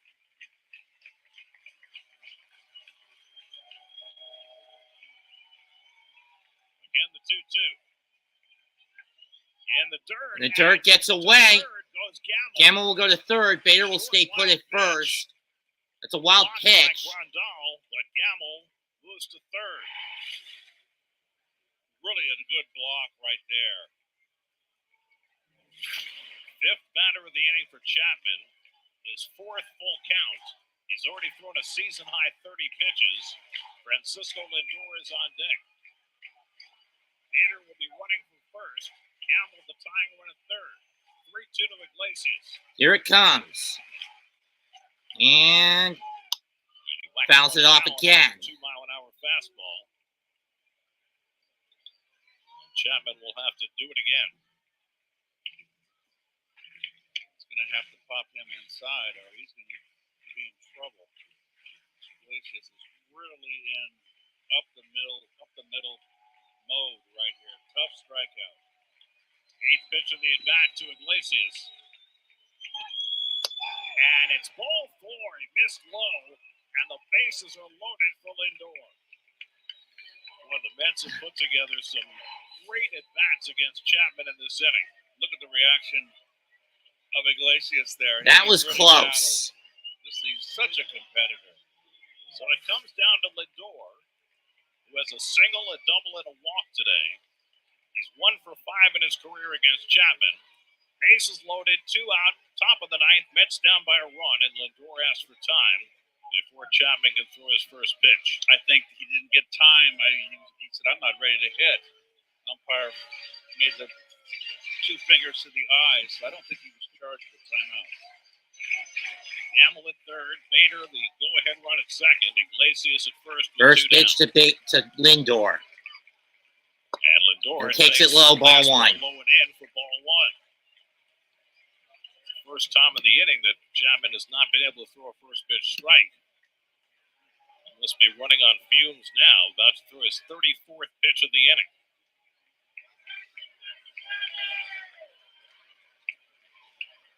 And Lindor Strike 1. Doesn't bother strike. chasing that one.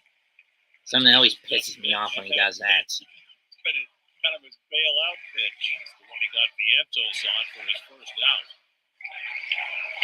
It's 1-1 to Lindor. Come on, Lindor, whack it. And Francisco. Lines one to left. Base hit! Mets regain the lead! Gimel's in! Bader's home! 2-run single for Lindor! And the Mets go back on top 3-2! And the Mets lead 3-2 in the 9th.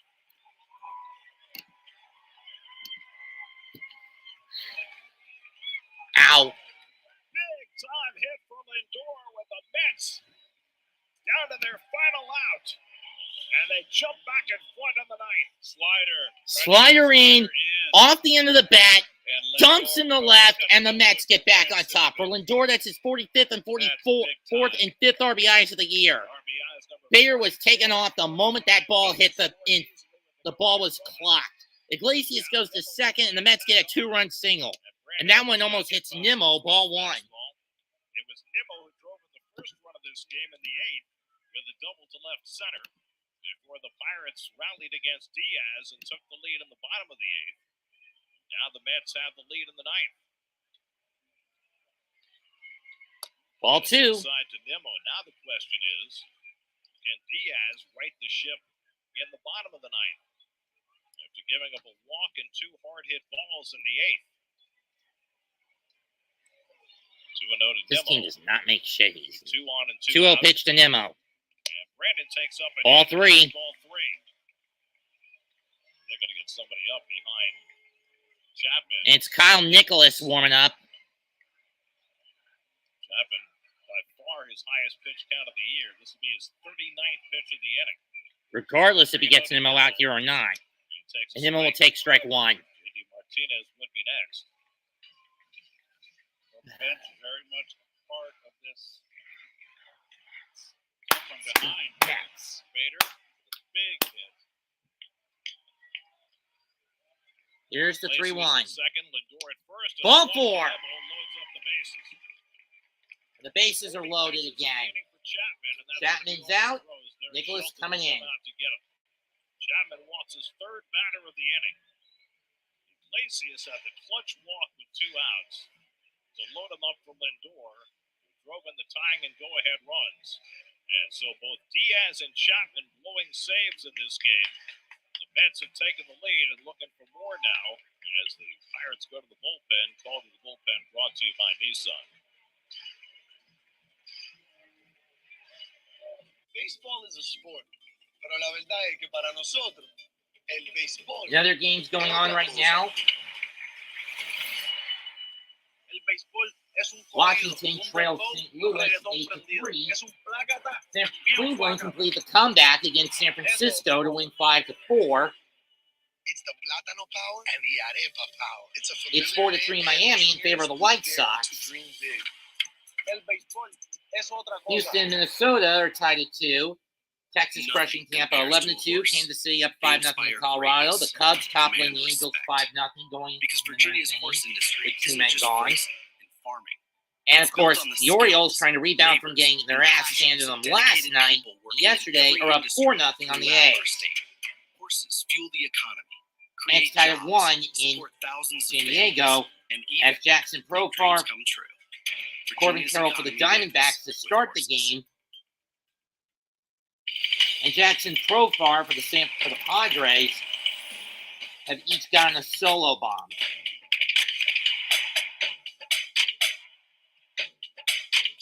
Aroldis Chapman out, Kyle Nicholas in.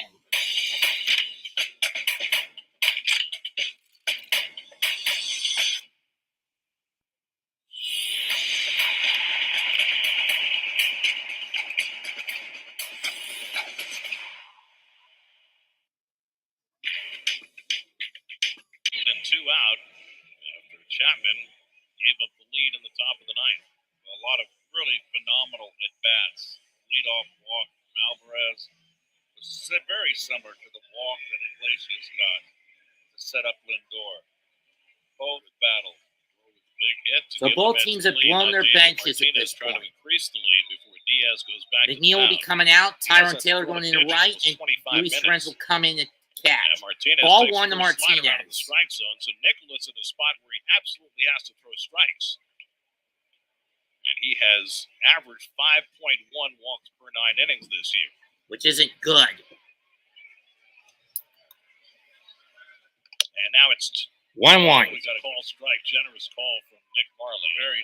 Very generous call on that one. Chapman threw 40 pitches. It's the third most he has thrown in a game, the most since 2015.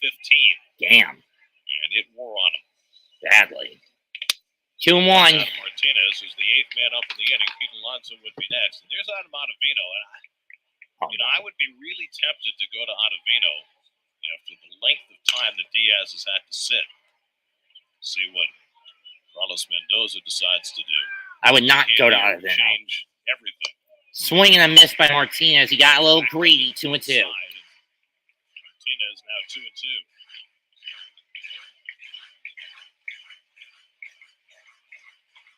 Mostly because I don't trust Adam Ottavino. No, with these sorts of Quite leads. some time. 2-2. That's fouled down the right field line. We'll do it again. And no one would blame me for saying not go to Otto, given how erratic he's been this year, for better or worse. Regained it on the top of the ninth. Iglesias at third, Lindor at second, Nimmo at first with 2 down. And there's ball 3, blocked by Grandal. Runners will, the carousel will be in motion on this pitch, no matter what happens. Iglesias at third, Nimmo at first, Lindor at second. Carousel in motion. 6th pitch and 7th pitch of this at bat. Martinez trying to snap an 0 for 12 stretch. He walked his last time up. 3-2 coming. And JD hits it on the ground right at the shortstop Cruz. Cruz will just throw it to first to get the out. That ends the inning. The lead on Francisco Lindor's 2 out bases loaded hit. It's 3-2. We go to the 9th. Mets 3, Pirates 2. Mets need to fucking hold the line. I hear that. That's why we Line after the disaster that was that 8th inning. to the boss. Oh, Flo, you're gonna take that? Why would that concern me? Because you're aren't you the... We never actually discussed hierarchy. Okay, why don't we just stick to letting Dave know how much he can save when he bundles his home or auto with his boat or RV? Wait, I thought Jamie was the boss. It's funny because I'm not boss material. Nothing And no one would compares to a blame me horse. for going off They if the inspire Mets bring in greatness, Otto. command respect. Because Virginia's horse industry isn't just racing and farming. And the Mets It's screwed it up built on the there, skills, then I would have been labors, okay and with it because passions of dedicated if people it had been working in Ottavino every instead of industry Diaz in that throughout our spot state. in the 8th inning, then it would have been fine. But no, they had to burn the closer early. Thousands of families, and They even failed to attempt make to dreams final out come with a true. lead intact and then try to Virginia's build on it, and then have to play catch up to retake the lead. love the Which players. is why I wanted to strangle Carlos Mendoza and Jeremy Barnes to death for incompetency and lack of bullpen of foresight with the bullpen. Used and autographed bats, balls, jerseys, and more. With items added all season long. Which was one of the many things and lack of logic with the bullpen was one of the many things I accused Carlos Mendoza of at the start of the year, specifically when Michael Tonkin was a Met. Now he's a Yankee. Auctions.mlb.com. Most of that sin has been absolved, for the most part. I've been at this for 3 fucking hours.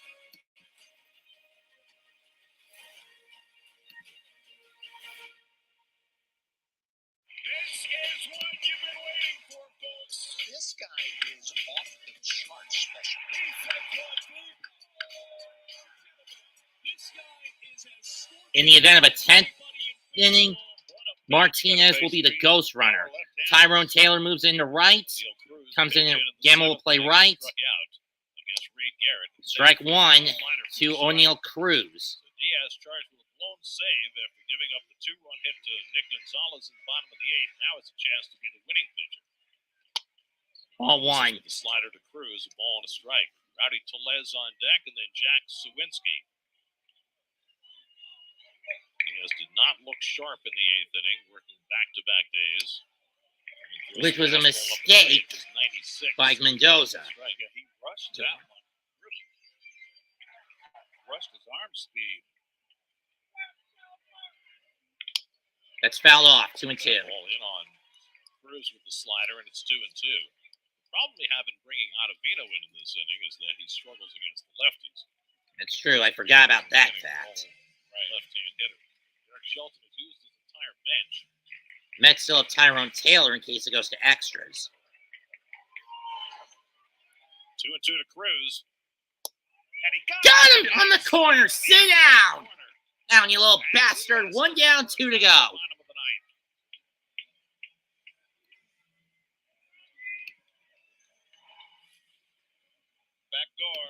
Backdoor slider. Torrens in the catch. With the glove, that was a strike. Rowdy Tellez. Here's Rowdy. And he takes strike 1. Strike. Tellez grounded into a double play against Garrett in the 7th.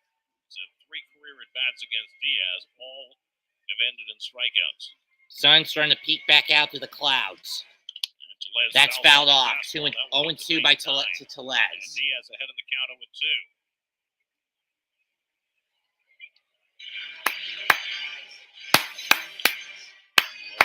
Turn of events this last couple of innings. He is scoreless through 7. Then each team gets a 0-2. On the ground. Iglesias will scoop it up. Fires to Alonso. 2 to go. 2 down, 1 to go, and the Mets could at least get a split out of this series going into tomorrow. Taking the lead. Comes back out and gets the first 2 hitters. And now the Pirates are down to their final out. And it's Jack Sawinski out to be the final man to hit for the Pirates. Now Diaz trying to seal the deal against Jack Sawinski, who led off the 8th inning with a single, and then he scored to put the Pirates out in front on the Gonzalez single. Ball 1, low and in. Sawinski keeps it going. Michael Taylor, right-hand batter, would be next. If he can keep it going. And Sawinski Strike takes 1. on the inside edge, and it's 1-1.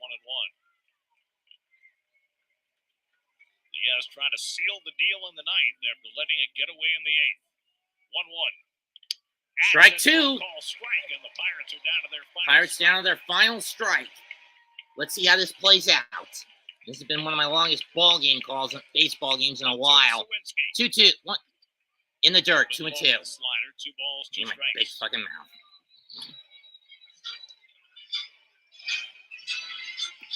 Sawinski, 8 home runs for the year.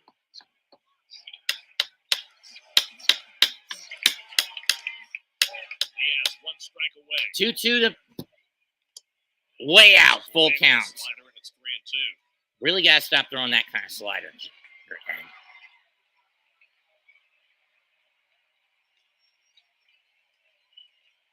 The 21 pitch. Here's the payoff. Ground ball to Iglesias. Scoop block. Fires to Alonso. Game over. Mets win. We're back to 500. Smiles in the chat, boys. Stand up, New York Mets fans. And the Mets have taken 2 of 3 from the Pirates as they pull this one out 3-2. Well, I'll tell you, a well-pitched ball game, 0-0 through 7. All the runs scored the last 2 frames. Big clutch. Winning pitcher Edwin Diaz. Losing pitcher Aroldis Chapman. 2 RBI single with the bases loaded. A game winner. Lindor wins the game on a 2-out single in the 9th to save the Mets' ass. And you better count yourself lucky, Mendoza, that the Mets won this game. I mean, that Lindor hit that single. If he doesn't get that, I was going to call for your neck in a noose. Mets won the last 2 and a chance to win the series tomorrow afternoon. Final score, New York Mets 3, Pittsburgh Pirates 2. That's back to the 500 mark. Sean Manaea, 6 shutout innings to get the Mets started today. And Lindor and Diaz getting the job done at the... Let's run it down. Sean Manaea, 6 innings, 2 hits, 3 walks, 6 strikeouts. Reed Garrett, 1 hit, 1 strikeout, 1 inning. Daniel Nunez, 2/3 of an inning, 2 runs, 2 hits, 2 strikeouts, even though it was Edwin Diaz who gave up the runs, but the point still applies. Edwin Diaz, 1 1/3, his 5th blown save, 3rd win of the year, 1 hit, 1 walk, 1 strikeout.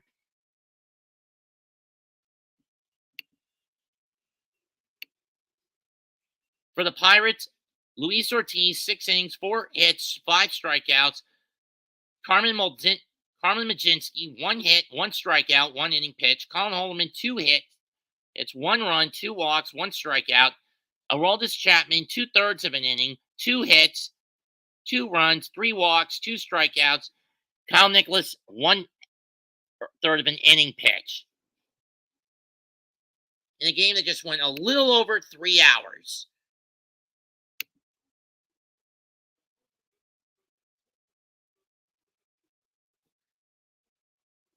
Mets finish the game and come out of this game 44-44, back at the 500 mark, and now they got to hope for San Diego to get a win today over Arizona and just get back to within 2.5 of St. Louis and of St. Louis.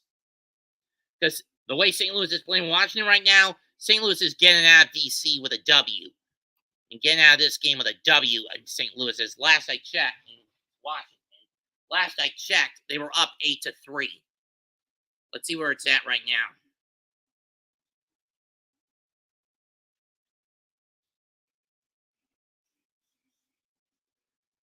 Okay, they won 8-3, so that puts them at 47-42.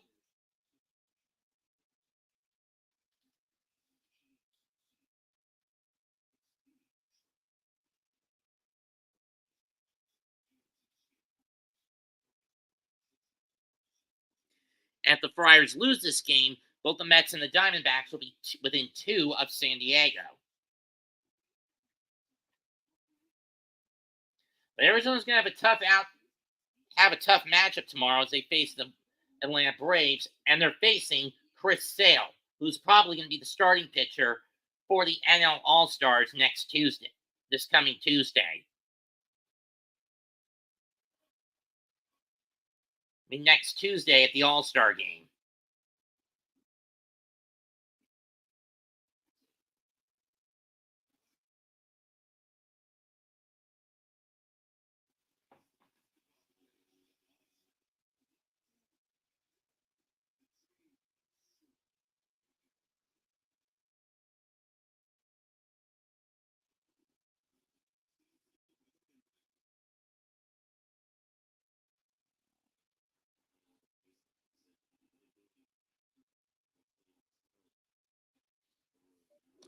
Goodbye, good night.